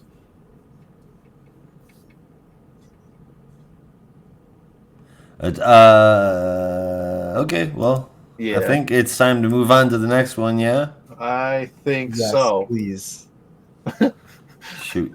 Brandon me. needs to get off this costume. So. I know. It's Yes, I was Every going to morning. talk about the costume just a little bit longer. Give us about God. 10 more minutes, and then we're going to move on to Shazam. I'm gonna Shazam. if that were the case. Go ahead. It's Rob. My bad. Shazam number 19, The Horror of Shazam. Monster Mind. This is Shazam presents Welcome to Our Overlords, the finale. Written by Josie Campbell with art from Dan McDade. Would you care to change the cover, Josh? Inks from Roberto Poggi. Colors from Trish Mulvihill. Letters from Wes Abbott. And the cover, Before You There, from Gleb Melnikov. Looking good. Yep. Looking scary. Mr. Mind should be scary. Yeah. I mean, he should be now, but like 30, 40 years ago when he was still just a little inchworm, I don't know if he'd really be that scary. Fair enough. Yeah. But definitely scary now. I agree. All right, so we open up on Venus where Victoria Savannah, I think was her name. Georgina Savannah, thank you. Or Georgia. Georgia. Right? Georgia.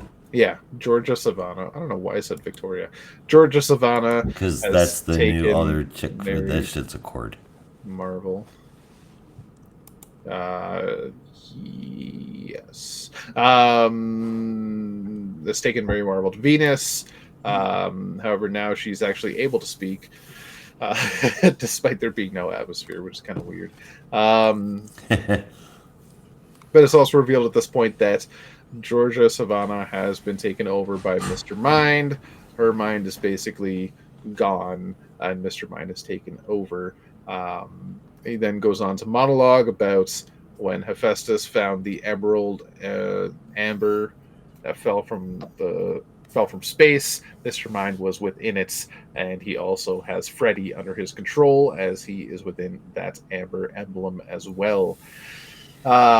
Freddy cannot escape, and he's doing whatever he can to get away from Mr. Mind before he is eaten. Billy, however, is with Bo.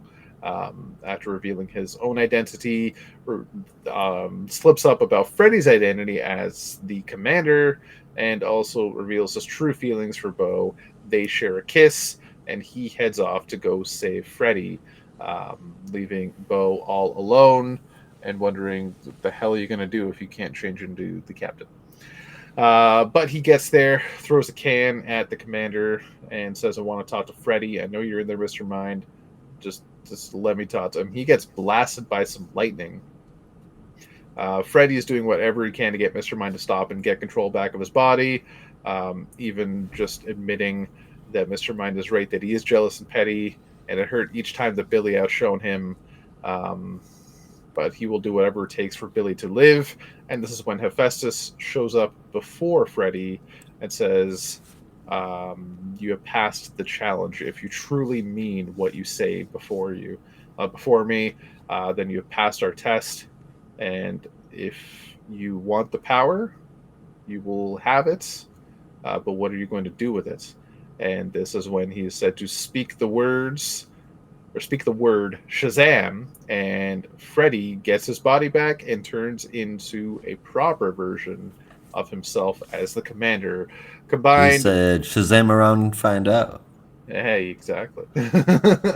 Combined with Billy rather, saying Shazam and becoming the captain, Freddy now has the strength of Samson, the skill of Hephaestus, the power of the All-Father, the speed of Zagreus, the agility of God King Ergatlam. Ergatlam? I don't know how to pronounce it. And the cunning of Midas, a new pantheon of Shazam. And Freddy is once again super powered to work with his brother to save the day.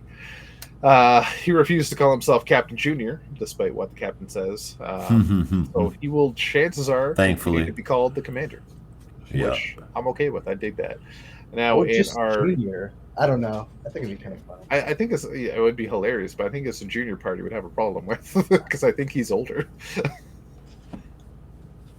Now, in a somewhat brief epilogue at the end, Mr. Mind is once again taking over other minds, as well as still with Georgia Savannah at their secret base, and we find Bo has appeared. Is then revealed that her real name is Botia Savannah, who was actually Georgia's sister. And at that point, Mr. Mind's secret plan has come about with a push of a button. The Society app updates go across the world as everybody updates it, and then Mr. Minds come crawling out of the devices and infect everybody across the planet that had updated the app. And if you're reading in front of you, at least on your phone, Mr. Mind has infected you too, as you'll see on the last page. That kind of fucked me up. little bit of fourth wall breaking. That was done pretty well.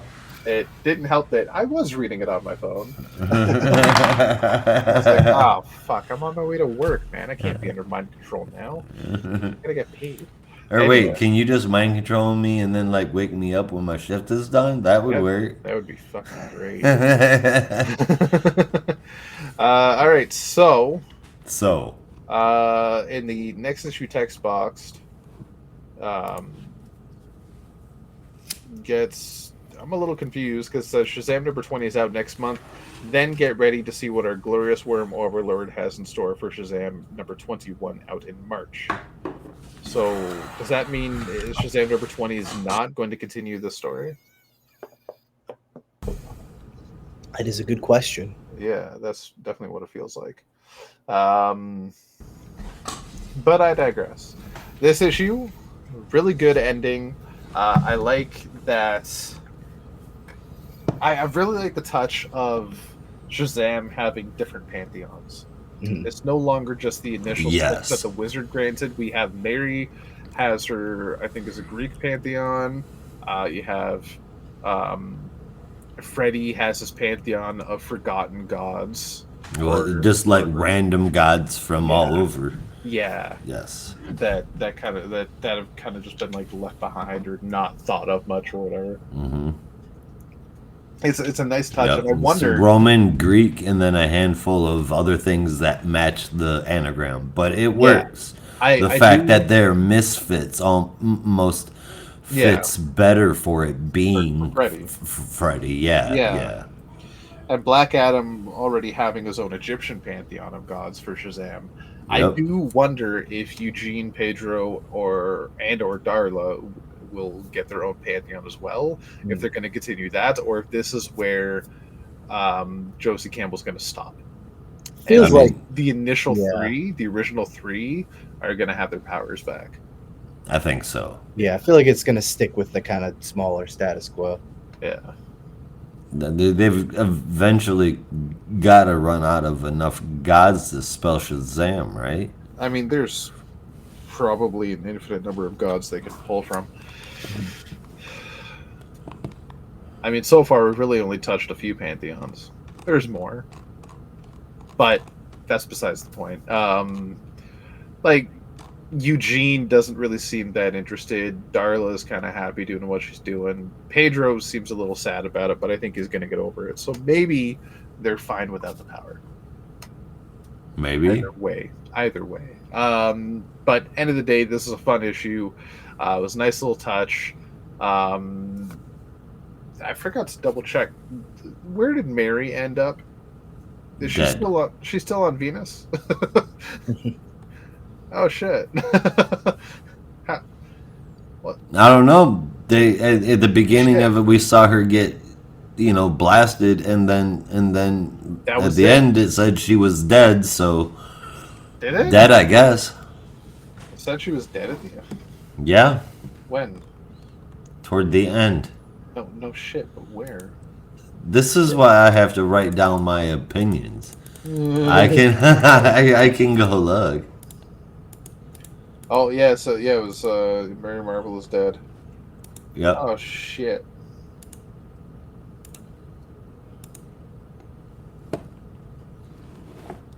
Yep. Well, yeah, dead with lots of quotation marks around it. Maybe. Yeah. I don't see all that many quotation marks around it. I mean, in my mind, Yeah, they're there. You just And I- can't see them. yeah. Gaia. When I read it and I see dead, I'm like, yeah, sure. Sure.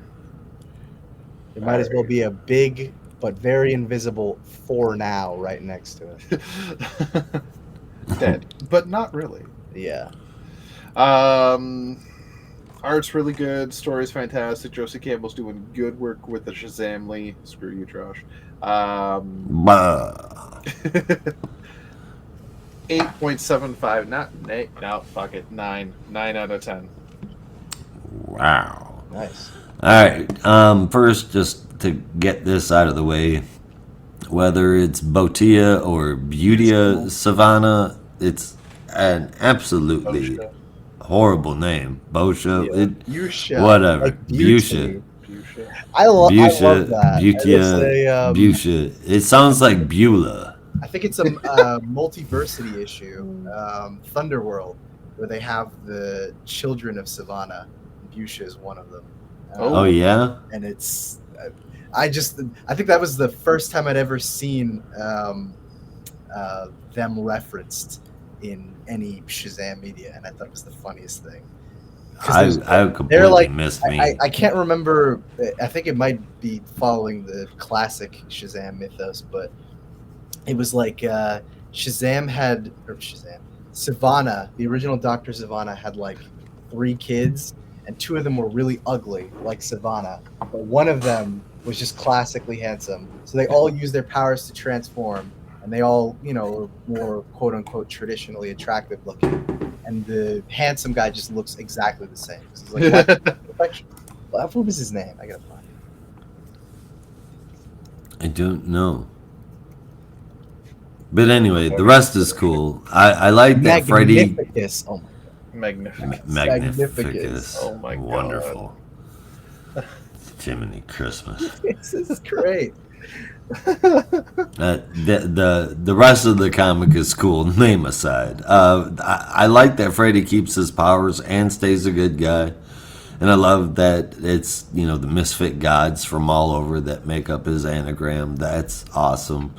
Not a fan of Mary dying, and interested to see where Mr. Mind going full on Smile 2, where that leads. The art McDade is not my favorite. I really don't like the way he draws a lot of stuff. The colors were still good, but that's only half of the finished image. It was a really good issue, but the art kind of threw it for me. 7.5 out of 10.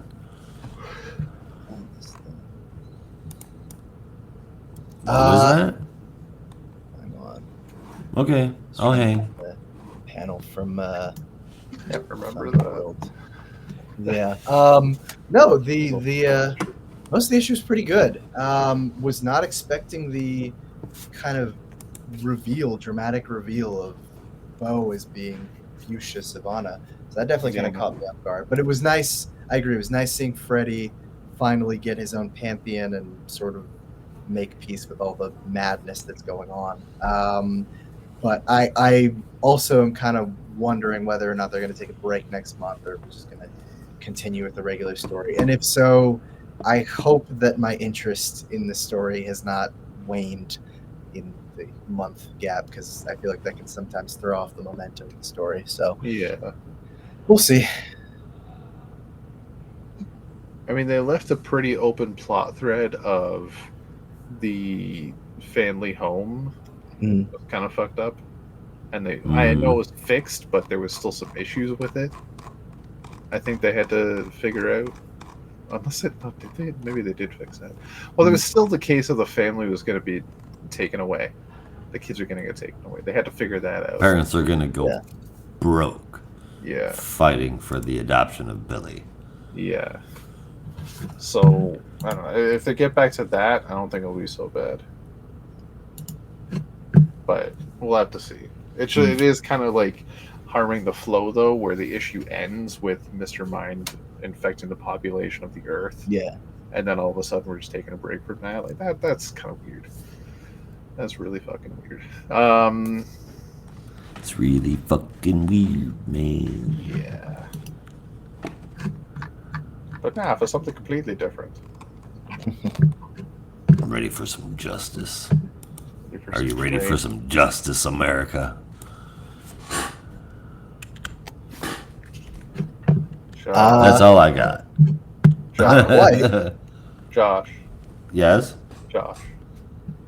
Look at the schedule again, bud. Not quite. What? Birds of Prey time. Oh, wait. What the hell? Yeah, it got. Oh, goodness gracious. All right. Birds of Prey it is. Written by Kelly Thompson. Art by Sam Basri with a lot of help from Vicente Cifuentes for pages 6 through 20. And colored by Adriano Lucas with lettering from Clayton Cowles. With a cover by Leonardo Romero and Jordi Belair. The birds, Grace Choi, Onyx Adams, Black Canary, and Barda, are there to save Cass and the others that have been turned into monsters, as well as the Amazons from which the Ninth Day Corporation was deriving their secret serums. The super jacked up women are hard to keep down. They don't feel pain. They put up a hell of a fight until Black Canary and Barda manage to cut a tiny green diamond out of the back of Cass's neck. Now they know how to save the others as Cass begins to return to normal immediately. Zane and the others are in a safe room, but he manages to talk them into taking the serum. They all monster up and then get their butts kicked, and then swiftly, this time it's no long time, no long fight. Sin shows up and says no. Zane isn't quite so lucky. He gets got. The rest of the people get antidotes for everyone and get the Birds of Prey are no longer exiled from Themyscira at the end of this. In fact, Grace and Onyx hang back and chill out there for a while Canary and the rest go home. I think it's another well-crafted bird story. I thought it was drawn perfectly.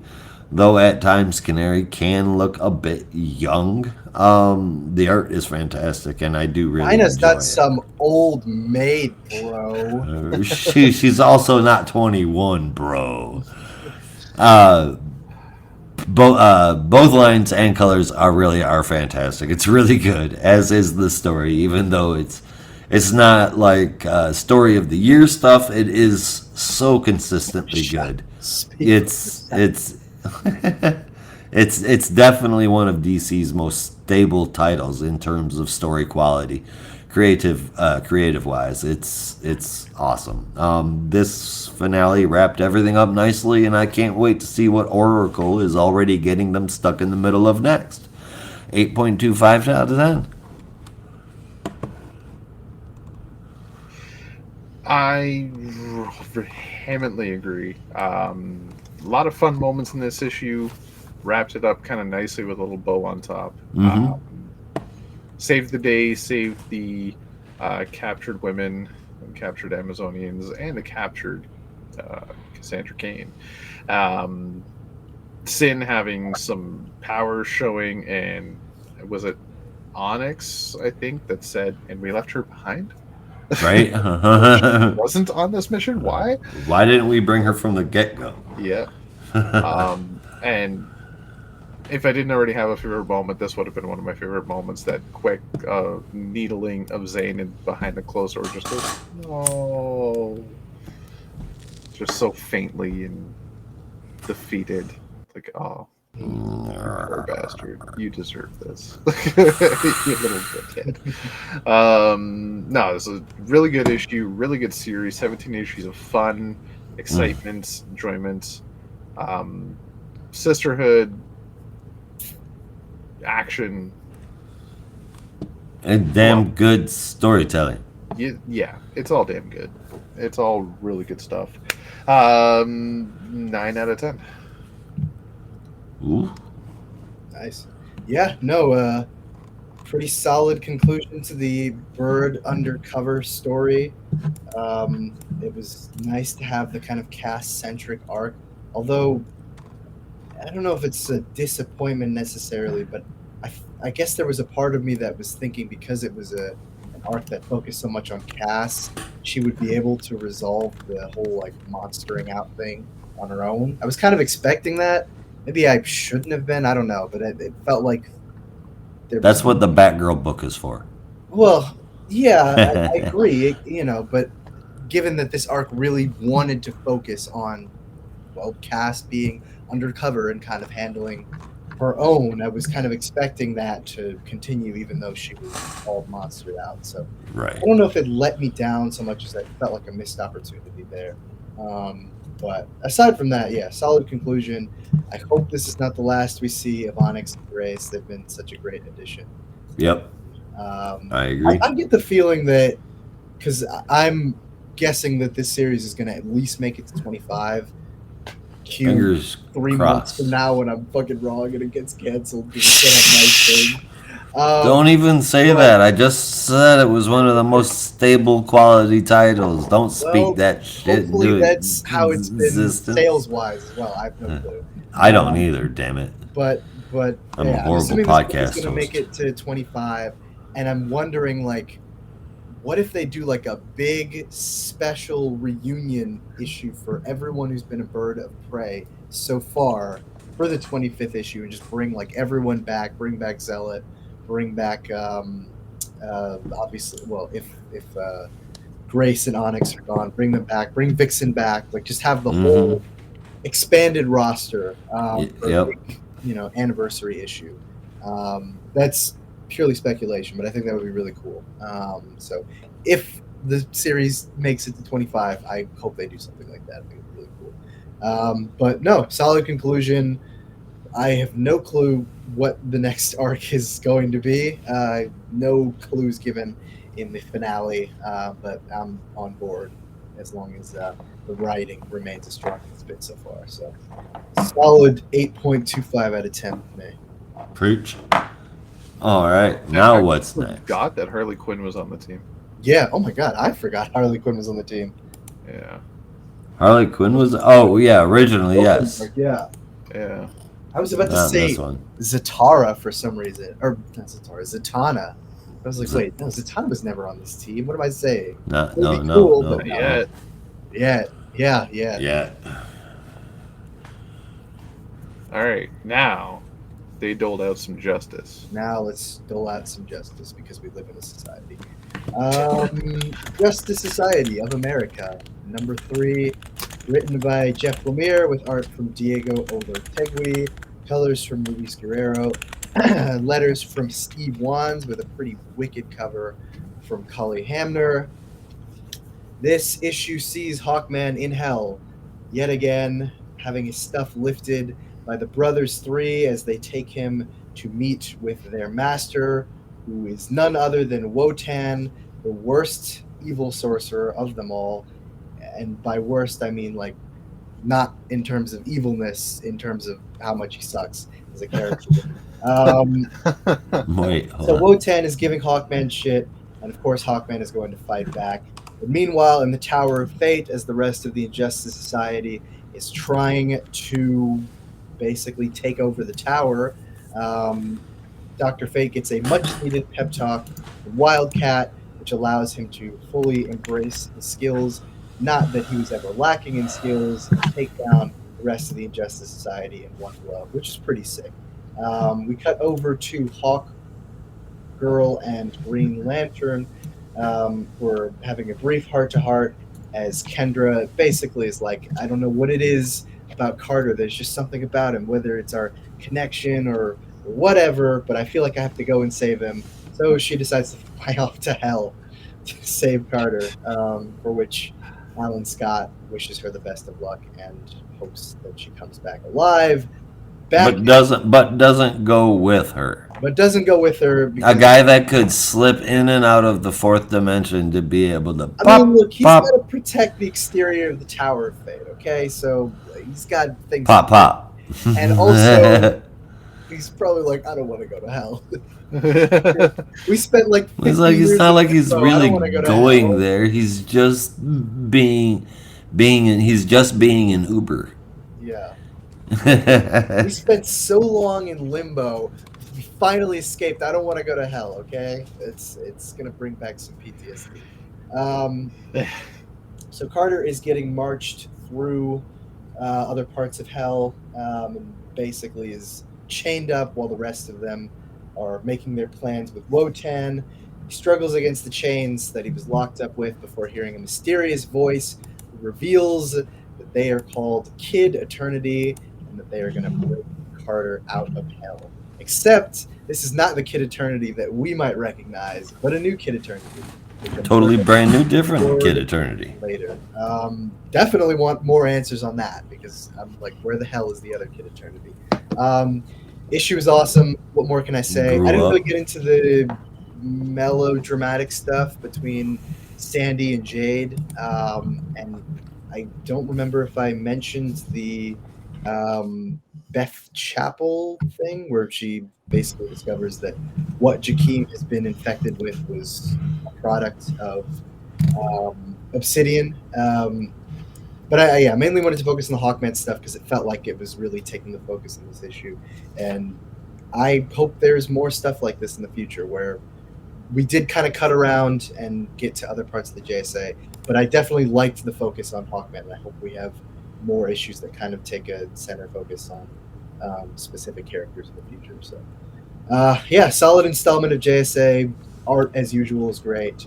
And definitely looking forward to unraveling some of the mysteries in the next few issues. So 8.5 out of 10? Sure, yeah, let's go with that. I'm so thankful that they kept the stakes where they are with Hawkman. On top of his powers being taken away, Thanagar was also completely recently destroyed. So things are pretty bleak for Hawkman and Shiara, wherever she is. It's been a while since I've got a Hawk story, not since Death Metal, I think. And I'm really hoping that this turns out to be a really good one. I enjoyed Death Metal, but it could have been a lot more, and this could be a lot better. It's got Lemire writing it, so I think it's in good hands. being drawn by good hands too, or at least skilled ones. I really like the JSA so far. This is where it's at, 8.5 out of 10. Oh, how quickly we forget that Hawk Girl miniseries from 2 years ago. I didn't. I actually quite enjoyed it. Hawkman was in there? He wasn't Oh. in there. Yeah, it was just the Kendra solo series. from Yeah, it last wasn't a Hawk book. Hawk Girl isn't a Hawk to me. It don't even. It's just like if I think Hawk, it's Hawkman and whoever Hawkman is with. Well, that's sexist. Yeah. What the hell? There's a clear difference between a Hawk book and a Hawkman And book Hawk or a Girl Hawk. book? Josh, I'm sorry. I'm There's a putting your ass on blast. So there's not a difference between a Bat Family and a Batman book or a Batwoman book. No, come on now. They're all Batman So a books, Hawk book. technically. What? No, but you didn't say Hawkman book. You said Hawk. You said book. Hawk? That's a Hawk book. Yeah. Yes. Yeah. So Yeah. Hawk Girl's not a Hawk book? No, it's a Hawk Girl book. Like a Hawk book is like Hawkman and another character. Oh, silly Rob. Hawk girls can't be hawks. That's not what I said. That's kind of. That's like saying Batgirl is not a Bat book because it's not. That's the wrong Batman or something. wait. That's the wrong way to take that. That is what you said. If I said it's been so long since we've had a It's- Bat book, and we were talking about Batgirl, and I was like, Batgirl is not a Bat book. It's no, it's a Batgirl book. It's not like a But it's like also a bat. Bat book, is it not? In the way you're looking at it, yes, but not in the way that I meant it. I think we don't get what you're talking about. I'm very confused. Is that, like it's not like a Hawk book is in like a Hawk team book, or like a Bat book would be like a Bat team book. I don't know that there's ever been a Hawk team book, but I think that would be a cool idea. But I must say I'm quite flabbergasted by your notion.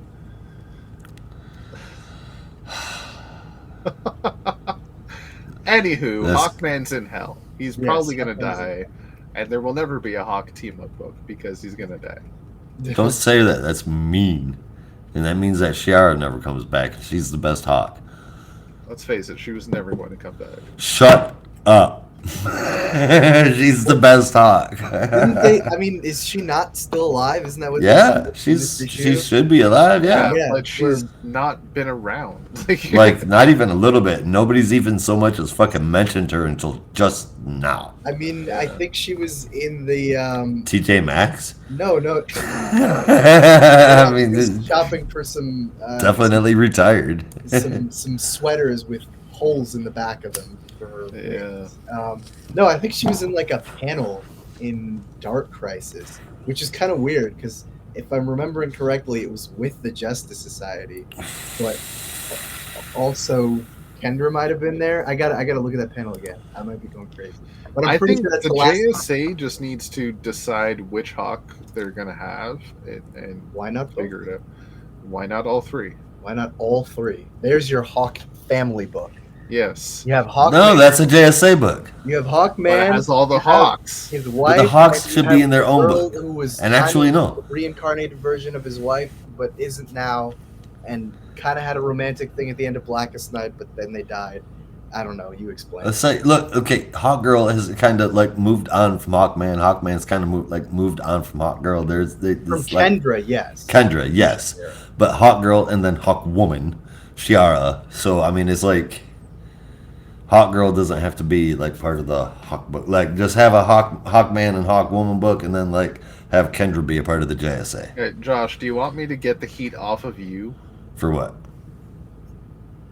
about this whole Hawk book thing? Oh, sure. Okay. Why not? I forgot I had heat on me.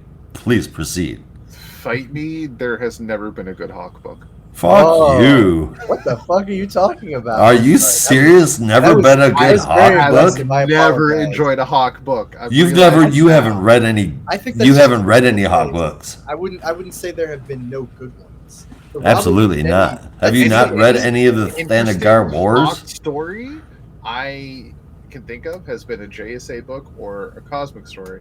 Are you talking about Rand Thanagar war? Because that's not a Hawkman. No, I'm Hawkgirl talking book. about Robert Venditti had a run on Hawkman, like, what, 2018, I think it was? And that book is I still held in high Tried praise. it. I did not like it. That is definitely a personal taste. That was Savage Hawkman, wasn't it? No, that was New 52. That one's That was awful. New 52. Okay, yeah. No, the Yeah, Savage Hawkman was a little the weak, Hawkman- man. No, no. He had the Claw of Horus, I think, right? I think the first issue he was flying, and there was some kind of island. I'm pretty sure I did. It was part of Rebirth or something like that, right? It was Or later like than Rebirth. post Rebirth, but I think after Death I Metal. did read the first couple of Dark Metal. issues. I didn't care. Oh my god. No taste ass MF. Have you ever read any of the stories of Hawkman and Gentleman Ghost? No. I mean, any I have read have been in JSA. Pretty sure. All right, let me educate you, young boy. Somebody needs to. Holy crap. How can you not be a Hawk fan, man? I would say that Like, I can understand you not having a preference between Kendra and Shiara. That you know, but whatever. But you have to like Hawkman. I would almost go so far as to say a lot of his stuff has been very underrated in the way that like some of it just kind of flies under the radar. Last year I read this miniseries, the Shadow War of Hawkman, and it was awesome. I couldn't believe this book was from the 80s and no one had ever said anything about it. We need to read it as a group and do there's that. do more of those World, which is books, awesome. those episodes. It's John Ostrander and Tim Truman at their best, not counting what the fuck is that book called? That one book. No. No, the other one. I'll get to it later, but Yeah. there's another one of their books that is pretty good. There's that. There's the Jeff Johns run, which is mostly pretty good. I think kind of falls off towards the last 10 issues, but there is good Hawkman content, and if you open your eyes, you will see it. Open up your eyes. What? I don't know, man. We'll see. You've got me with John Ostrander. Telling you. Piqued my curiosity. Rimjack, that was it. Rimjack. And I do remember I did actually read a technically it was a Hawkman book that I did kind of enjoy, and it was The Death of Hawkman. Oh my god.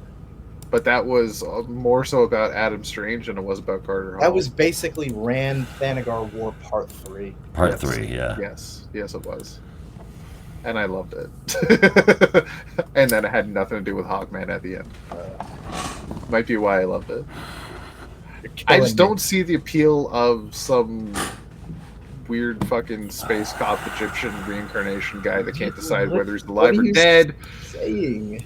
with a mace and he flies. Dude. If I want to watch a guy fly around, I'll read X-Men. You want what if you want to watch a space cop fly around? No, it's not even. You'll read what? It's not even No, a space cop thing. It's like, because think about it. Carter's, I would say, most well-known past is being Carter Hall, archaeologist. Yes. Agreed. So he's basically Yeah. Indiana Jones with wings. And Yes. it's awesome. That's what Fucking made the Vendetti run so cool, because it Really simplified was. that concept while also trying to kind of rework his origin of basically, being reborn in a bunch of different places. But Yep. the appeal of Indiana Jones is he was a professor. He's a mild-mannered professor that at the beginning of the movies, he's just teaching a class about archaeology and history. And then next thing he gets a call from some freaking organization that we need you to retrieve this. That's And all of a sudden, Hawkman, man. He's a badass dude. Are you forgetting But the first he has the 20 wit, minutes of and Indiana that's Jones? All he does, You don't see the mild-mannered professor first. You see badass Indiana Jones, Ford. and then no. Harrison Ford is cool, man. No, that's what I'm saying. At the beginning of Raiders, right? You see badass Indiana Jones. And Yeah. obviously, he loses the idol, but Yeah. you take the wins with the losses, and then he goes back to Hunter or wherever it is, the college that he's at, and then it's like, oh, damn, he's smart too, and everyone loves him, and his students want to sleep, and it's like, wow, he's multifaceted. but the first thing you see is Indy being a badass. Yes. Same thing with Carter. He's where a it's like, normal you can- guy. You can he you doesn't can see have him. You can see him. You know, I don't know, weird fighting alien off, metal wings that my grant him the somewhat immortality, the power of flight. He's got some giant metal mace that can electrocute people. No, Oh, it's a good damn thing and a that he doesn't fedora. have some weird kind of alien ring I that think you're being gives him the power of ornery. light and lets him Come on That is now, different, Rob. and you know it. Slap out. Hawkman is one-dimensional.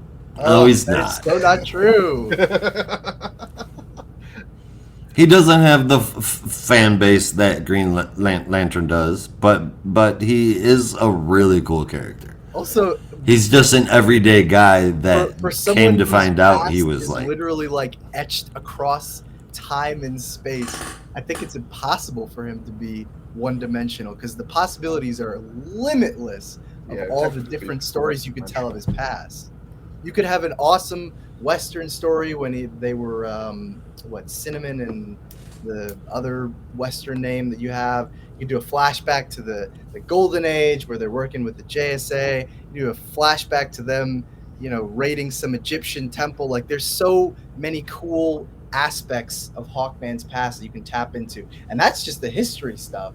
You could do a bunch of modern day stories that don't deal with that at all, and it's still just as entertaining. I think, Rob, that you are wrong, is what I'm saying. Fair enough. I'll stick to reading Warren Worthington adventures, but Lame. But Josh, you're welcome. Lame. I got the heat off of you. You certainly did. I certainly did. I knew that was Because now I am mad at you.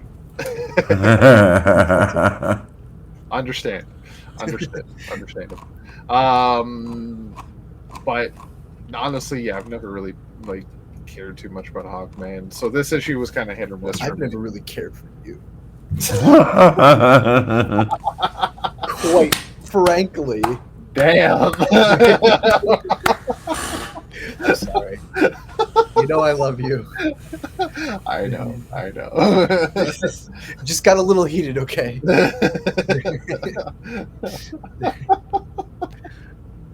Oh, Jesus. Okay. It's an interesting enough issue. I just want some of the mysteries to pick up a little bit. So it feels like they're just throwing shit at a wall almost and seeing what'll stick. I don't know. It's just got a weird vibe you for at me a right wall. Yeah. now. Oh my God. It's got a weird vibe for me right now where a bunch of stuff is happening, but at the same time it feels like nothing's happening, What do you give it? It doesn't feel like they've really progressed much from issue 1. They're just half the JSA is still in hell, stuck there, and the other half in the brownstone are still trying to figure shit out between their relationships and mysteries. And that's where they were in issue 1. It's issue 3 and nothing's progressed. It just feels a little stalemate almost. So I'm just kind of hoping it picks up next issue. But I am going to give it for now a 7. When you said that like that, it was such a poisonous score. When you JSA. It's just because you hate Hawkman because you have no taste. That's what I'm saying. Like, Jenna, you say that shit, and I hear the Jaws music start playing. Something inside of me just it's a bubbling. What do you mean you don't like flying Indy Jones? Yeah.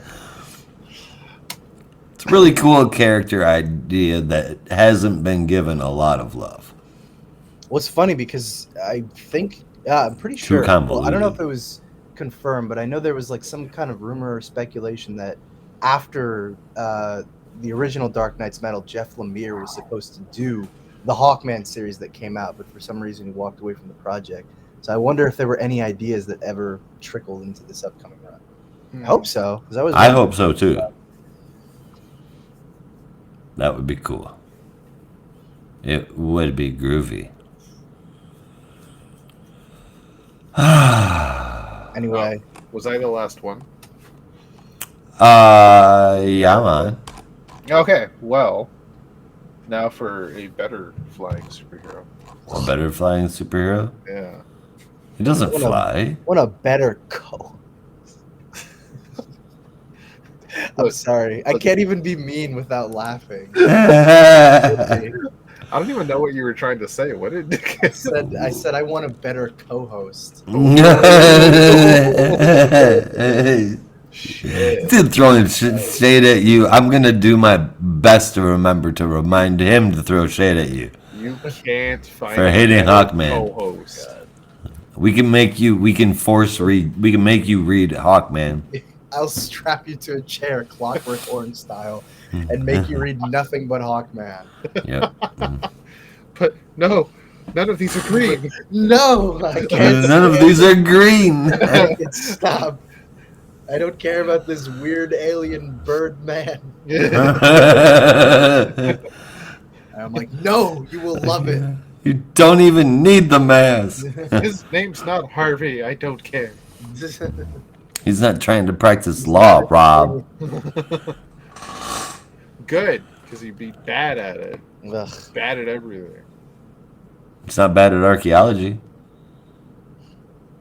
He's not bad at fucking people up with punching them in the face with a maze. That's why I got captured by low-level demons. Well, that was a particular situation.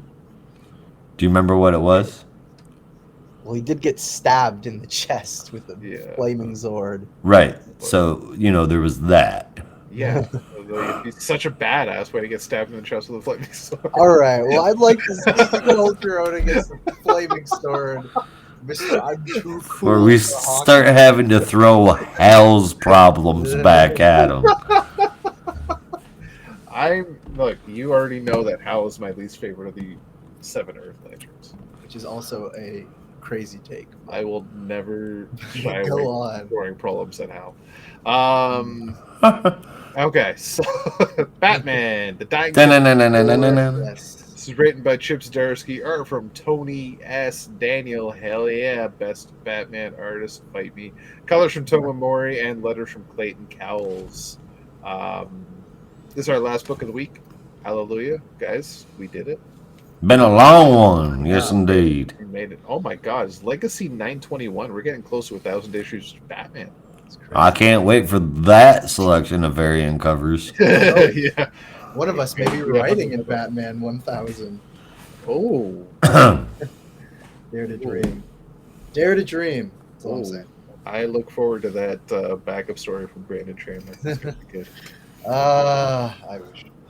That would be so cool. Anyway, Commander Starr is helping protesters blow shit up. Meanwhile, Batman is beating up cops and trying to get Gordon out of Dodge. Bullock steps in and points his gun at Batman, but then Batman says Jim was set up and reveals that the glasses that he was wearing are Mad Hatter mind control glasses, and it was designed by Nigma. Edward Nigma. So Batman heads off to go take care of the Riddler, who is in his office building with Leonid.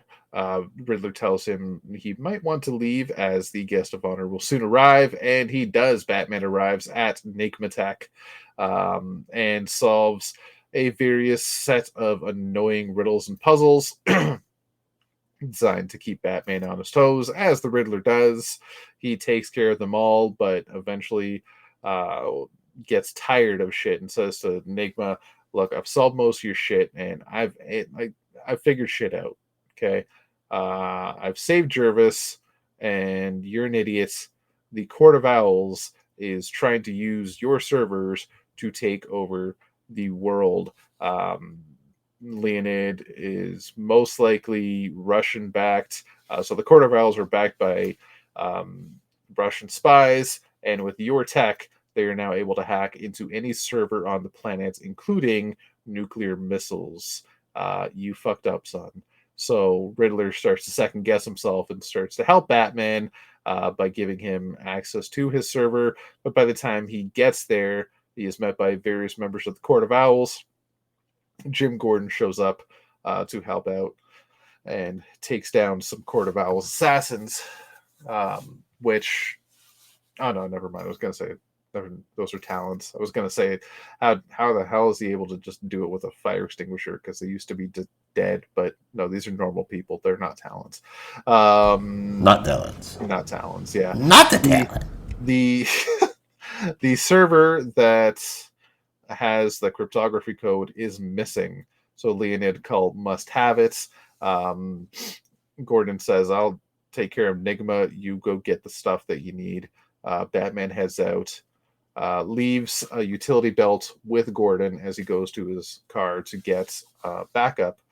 Jervis Tetch has found his hat tech that he was looking for, but at the same time finds a bomb hidden nearby that is supposedly going to blow up the building. Jim Gordon finds Enigma and begins to beat him up, then gets found by Rhonda, Enigma's bodyguard. Using the utility belt, Jim Gordon is able to get the upper hand, stops Enigma, and they find another bomb. Seems to be quite a few bombs. Batman is headed straight for Gotham Airfield, where he's going to find Leonid Cull, who is very close to boarding his private jet on his way to Russia. But this is when Enigma Tech blows up as Batman starts to piece together the last little bits. The one thing he can't figure out is Commander Star. However, as he thinks a little harder about it, Commander Star is really sowing various seeds of destruction. He works for Leonid. He knows that, and one of Riddler's clues was not in pounds, but I measure weight. And I won Beauty's love, which started as hate. The Beast won the Beauty's love, as seen in Beauty and the Beast. And in the first part of the riddle, he might be talking about kilograms, which is abbreviated as kg. So who is Commander Star, do you think? Who is Russian, a beast, and has kg in the name? Why, it's none other than Ra's al Ghul. No, it's KG Beast. You're muted, Josh. Oh, damn it. I said Geoforce. Geoforce, yeah. I was close. I was real close. So close. No, as KG Beast has been secretly Commander Star the entire time and a Russian sleeper agent, as that makes sense. So, Batman's kind of fucked. He's facing like 4 villains at the same time right now. It's kind of wild. Technically 5 if you count Mad Hatter, but Mad Hatter was kind of against his will in a way. In a way, yeah. In a way. 6 if you count his secret brother, but I was like, I feel like his brother's just going to be a patsy and it's not going to be anybody of note, which kind of is annoying, but we'll have to see what happens. Very interesting issue. A lot of stuff came to fruition. Stuff with the Riddler was really cool. It had a classic feel to it. Still felt kind of silly that Riddler was just on the drop of a dime, put on a mask. So it's time to go have some fun with Batman. Yeah, back to the old style. I like that. It was cool, but I'm thinking at the same time, come on, dude! Like you had an out. You know what? Just to be, if I'm being completely honest, just the fact that he doesn't have on a bowler hat with god awful mutton chops makes me so fucking happy. Yeah, like it was really cool to see Riddler have Batman go through puzzles and tests and yes, it was really cool to see it. Honestly, I loved it. I ate that shit up. But I just, there's a bit in the back of my mind is thinking, like, fuck's sake, Riddler started his own company, made millions, and yet he still can't let go of tormenting Batman. Nope. Like, god damn, dude. We're on board now. Get a hobby. What happened to the growth we saw in that backup? He got bored? Yeah, he must have. Like, god damn, dude. Super bored. I like that KG Beast has kind of become like an arch nemesis, a pseudo arch nemesis to Batman recently over the past 5-6 years. Don't say it. Don't say what? You know what? the precipice of the initial feud. Oh, I'm not bringing up why. I'm just saying over Okay. the past 5-6 years, Okay. he's become a pseudo arch nemesis for Batman. And I like that he's What, culminated killing Ronald here. Reagan? Sheesh. Oh, I'm sorry. I shouldn't have said it. I love Ronald Reagan. Killing Ronald McDonald? But trying to kill Ronald Reagan. Excuse me. Wasn't successful. God forbid. Ronald Reagan. He shot Ronald McDonald. Stop it! You guys are freaking me out. Stop Oh, it. sorry. I didn't realize 10 Nights of the Beast was such a sense of deception. 10 Nights of the Beast. Ronald McDonald then became the Colonel. Wait, what? KGB shot Ronald McDonald in the head, and then Ronald McDonald became the Colonel. Was like KGB a vegan or some shit? Yes. That's fucked up. It makes sense though. Perhaps that's where he gets his anchor issues from. Could be. But how would he have so much energy? Well, we'll figure that out some other show. Exactly. My big question about KG Beast is becoming Commander Star. Where did he get that hand? Target. Was that a pun? Because that was a damn good pun. Because he always hits his target. That's been a while ago, folks. I think we're friggin' tired. But We might be. we'll have to review it and find out. Oh god. It's drawn by Tony Daniel, so I love the art. The story is quite interesting. I'm going to give this Batman number 156 an 8.75 out of 10. Fair enough. Have you been keeping up with the chat?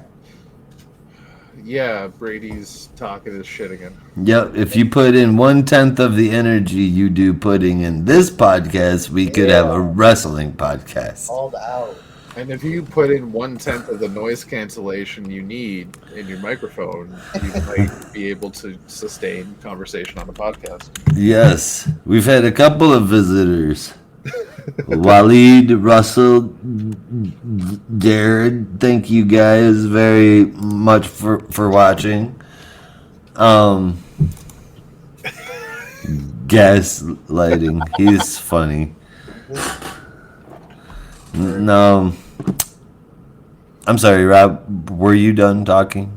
I was. I gave my score 8.75 out of 10. Nice. Brandon, what did you think? I'm sorry. I gotta collect my thoughts because I was so angry at Rob. Hawkman, I had to dig through my collection so I could read some Hawkman so I could purge my mind after this conversation. So why don't you give your thoughts and then I'll do it, but I can collect myself. All right. So, like, I flipped that page and I didn't see that coming. I went, whoa. Yeah. When I found out it was KG Beast, at first it was like Bruce would have recognized his moves. But then I realized he really didn't see him use moves all that much. You know, it bums me out. Zdarsky isn't writing Batman forever. Yep. Here's the open that whatever he's getting into next, I'm into, and it's at DC. This has been awesome. I've loved everything with the exception of the initial disappearance of Failsafe. Everything else he has done has been awesome. This issue is no different. Art and story. And at the end, when what's-her-name is talking to Bruce about how she helped Nigma, it's just casually mentioned again, Bruce's brother. This thing, it's like just... It's being Tom Taylored. It's like Heartless. It's there. It's just not being talked about. And this whole secret brother thing, and not knowing if it's just some kind of fluff shit that won't matter, or if this is gonna be some kind of explosive moment, is driving me insane reading Batman right now. I need next month's issue. I loved this one. Story is beyond great, and that means a lot when I say that the art is so good that sometimes it's distracting from the story. I gave this a 9 out of 10. Yes, I concur. Yes. I agree. I think this is a solid issue. Definitely appreciated the KG Beast reveal. Was not expecting that, but also not going unappreciated. Because I was wondering, I was like, why bring a character like Commander Star in this light? What's the angle? What are you trying to do? So incorporating an older villain while still having a kind of clever twist on it was nice. And like Rob said, the classic Riddler shit, it's just fun. It's just awesome. I liked it, man. It's great. And I like it when villains can lean into some of the campiness of it, I guess. So yeah, no, 8 out of 10 for me. Also, I don't know if I can say Tony Daniel is the best Batman artist, but there is something about his style that like it just gives me a good feeling. Yeah, It makes me feel like I'm reading a Grant Morrison Batman book again. And right. I don't know. It awakens something in me, much like Rob shitting all over Hawkman.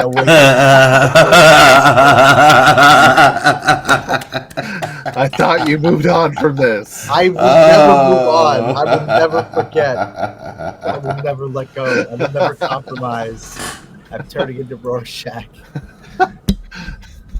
Oh, God forbid another Hawkman series come up. I will never hear the end of it. I'm gonna make sure you read every issue without fail. You can summarize it too with a smile on your face.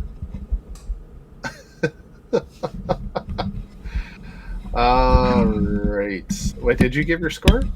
Yeah, 8 out of 10. No. Okay. So, So. once Josh stopped playing with his microphone, we can get into our top. I will say, because it's 2 weeks, our top 4 and favorite 2 moments. Oh shit! I wasn't prepared. Okay, I know, so I just thought of it a minute ago. hold on a second. While I'm trying to figure that out, If you want, I have a question I want to ask you guys real quick. Okay. If you were given one shot by DC to write one full story for any character you wanted, up to 12 issues with an option to renew, what character would it be, and what's like a real brief click of what that story might look like, if you know? Hawkman, if you know, called Extreme Hawkman, who does badass shit for 12 issues. It's great. It's 50 issues long. oh And shit, bringing man. Robin as a co-writer. You do not want me as a co-writer for Hawkman. That's gonna be the most boring Hawkman you ever read. Oh man, no. In all seriousness, well, actually, why don't you guys go first? Kind of got to think about it. Captain Comet, and it's gonna be that the plot I'd have to think about, but I definitely want to write a Captain Comet series. Captain Comet's like a forgotten gem for DC. Yeah, he was recently brought up in was it last month's Justice League Unlimited? Yeah, he was brought up. I do I thought believe he was just actually mentioned in a comic. He wasn't, but I mean it's good to see that his name is still, I mean, technically Out still in print. Yes. Yeah. Oh jeez, man. I would probably write that. I don't know if you guys remembered or not, but I've got it pulled up. I shared with you guys a Justice League Dark story once. It will always and forever be that. That will be the, like, if I was ever given a one shot to make this happen kind of story, it would be that Justice League Dark story. Right on. I don't know. I'm torn between choosing something that's safe, like a character that I know that everyone knows that I feel like I could do a spin on, or going the more artsy route and picking an obscure character and just kind of having my way with them. So I think I'm gonna go with the latter option, and I'm gonna. That's what I did. I always had this weird idea for a Bawana Beast story. Whoa! That was very much inspired by Animal Man, Grant Morrison's Animal Man. That I don't know. I kind of want to sit on that for a while in case the opportunity ever comes around. Because they introduced it. I mean, he's been around for a while, but they introduced a new Bawana Beast. I think he's based in South Africa. I can't remember his name. And there was always. Is it South Africa? I gotta look it up. It's the arc where Vixen and Animal Man. Or no. It's no. I'm blanking right now, but basically the original Bawana Beast kind of hangs up his helmet, and the new one takes on the mantle to take down like a military warlord. And I can't remember. Maybe it wasn't South Africa exactly. I remember that. Yeah. I don't remember what that was in either. But I felt like there was so much more story potential in having a Bawana Beast that was more politically inclined. I wanted to do something with that. And I don't know, maybe deconstruct the powers of the helmet a little bit. That would be pretty cool. That would be really cool, especially in that area too. That would be awesome. That would be good stories. I feel bad not remembering his name. I couldn't tell you the particulars of that Justice League Dark story that I want to write right now. Yes, So, I mean, South African activist Dominic Ndawe. Not Bawana Beast, but Freedom Beast. So. Yeah, but I mean, same character. Yeah, Bawana is kind of a offensive thing. But, yeah, I don't know. I would want to do something like that, something with low stakes, so I could really just kind of go crazy. Yeah. One thing I'll say about Bawana I Beast. straight up did not expect anything other than Doom Patrol to come out of Brandon's mouth. Like I thought he would think that Nightwing was the easy answer and say Doom Patrol, so I could do anything I wanted. That's the funny thing. I Doom Patrol would have been like top 5 easily, but I thought that would have been too easy for me. And if I'm being honest with myself, like. I don't know if I could write Doom Patrol, to be honest. I feel like there are a lot of characters where it's like, if I was really put to the task, I could write it. But Daredevil and Doom Patrol are the two that, for the life of me, I just can't come up with anything original at all. Every time I think about it, it just comes across as really derivative. Oh no. Yeah, I know. Well, hey, I guess know where your strengths lie, right? Yeah, I guess so. That's important. Well, one thing I'll say about Bawana Beast is better costume than the new Atom costumes. Oh Jesus! Oh yeah. Right. Oh, we're Come gonna on, give him no. shoulder pads and pouches and then they'll have it in pouches. badass, You needed a Windex. Yeah, the most badass sword you've ever seen. It's gonna be awesome. Yep. Mm-hmm. Oh. Well. Okay. Top 4 2 favorite moments. Okay, so I'm meeting you in the middle. Okay. I already had 2 favorite moments. As it turns out, they're both from the same week, I think.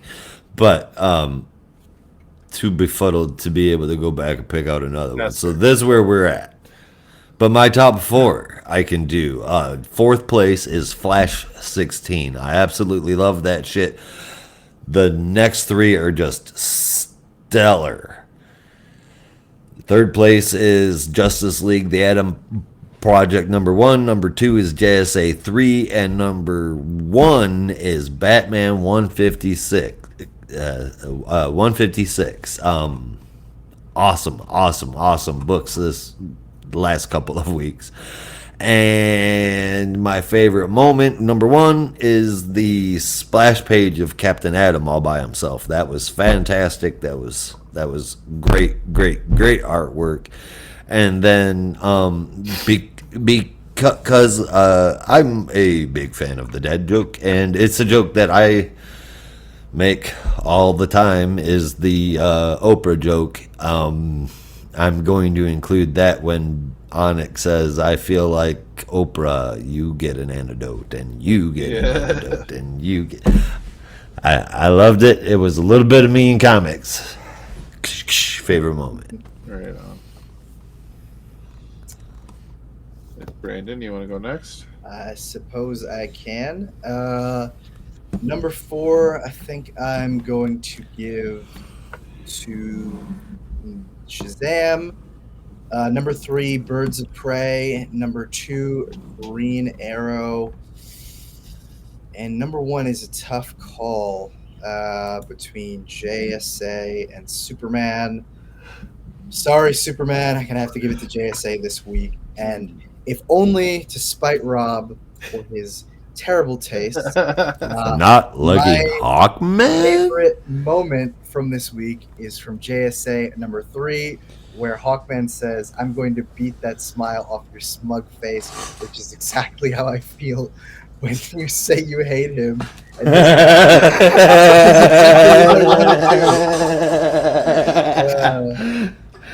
Just kidding, Rob. Never inflict violence upon you. That's what Hawkman is for. Yeah. But did he beat that smug smile off his face? No, he's still bound. No, but he will. He will.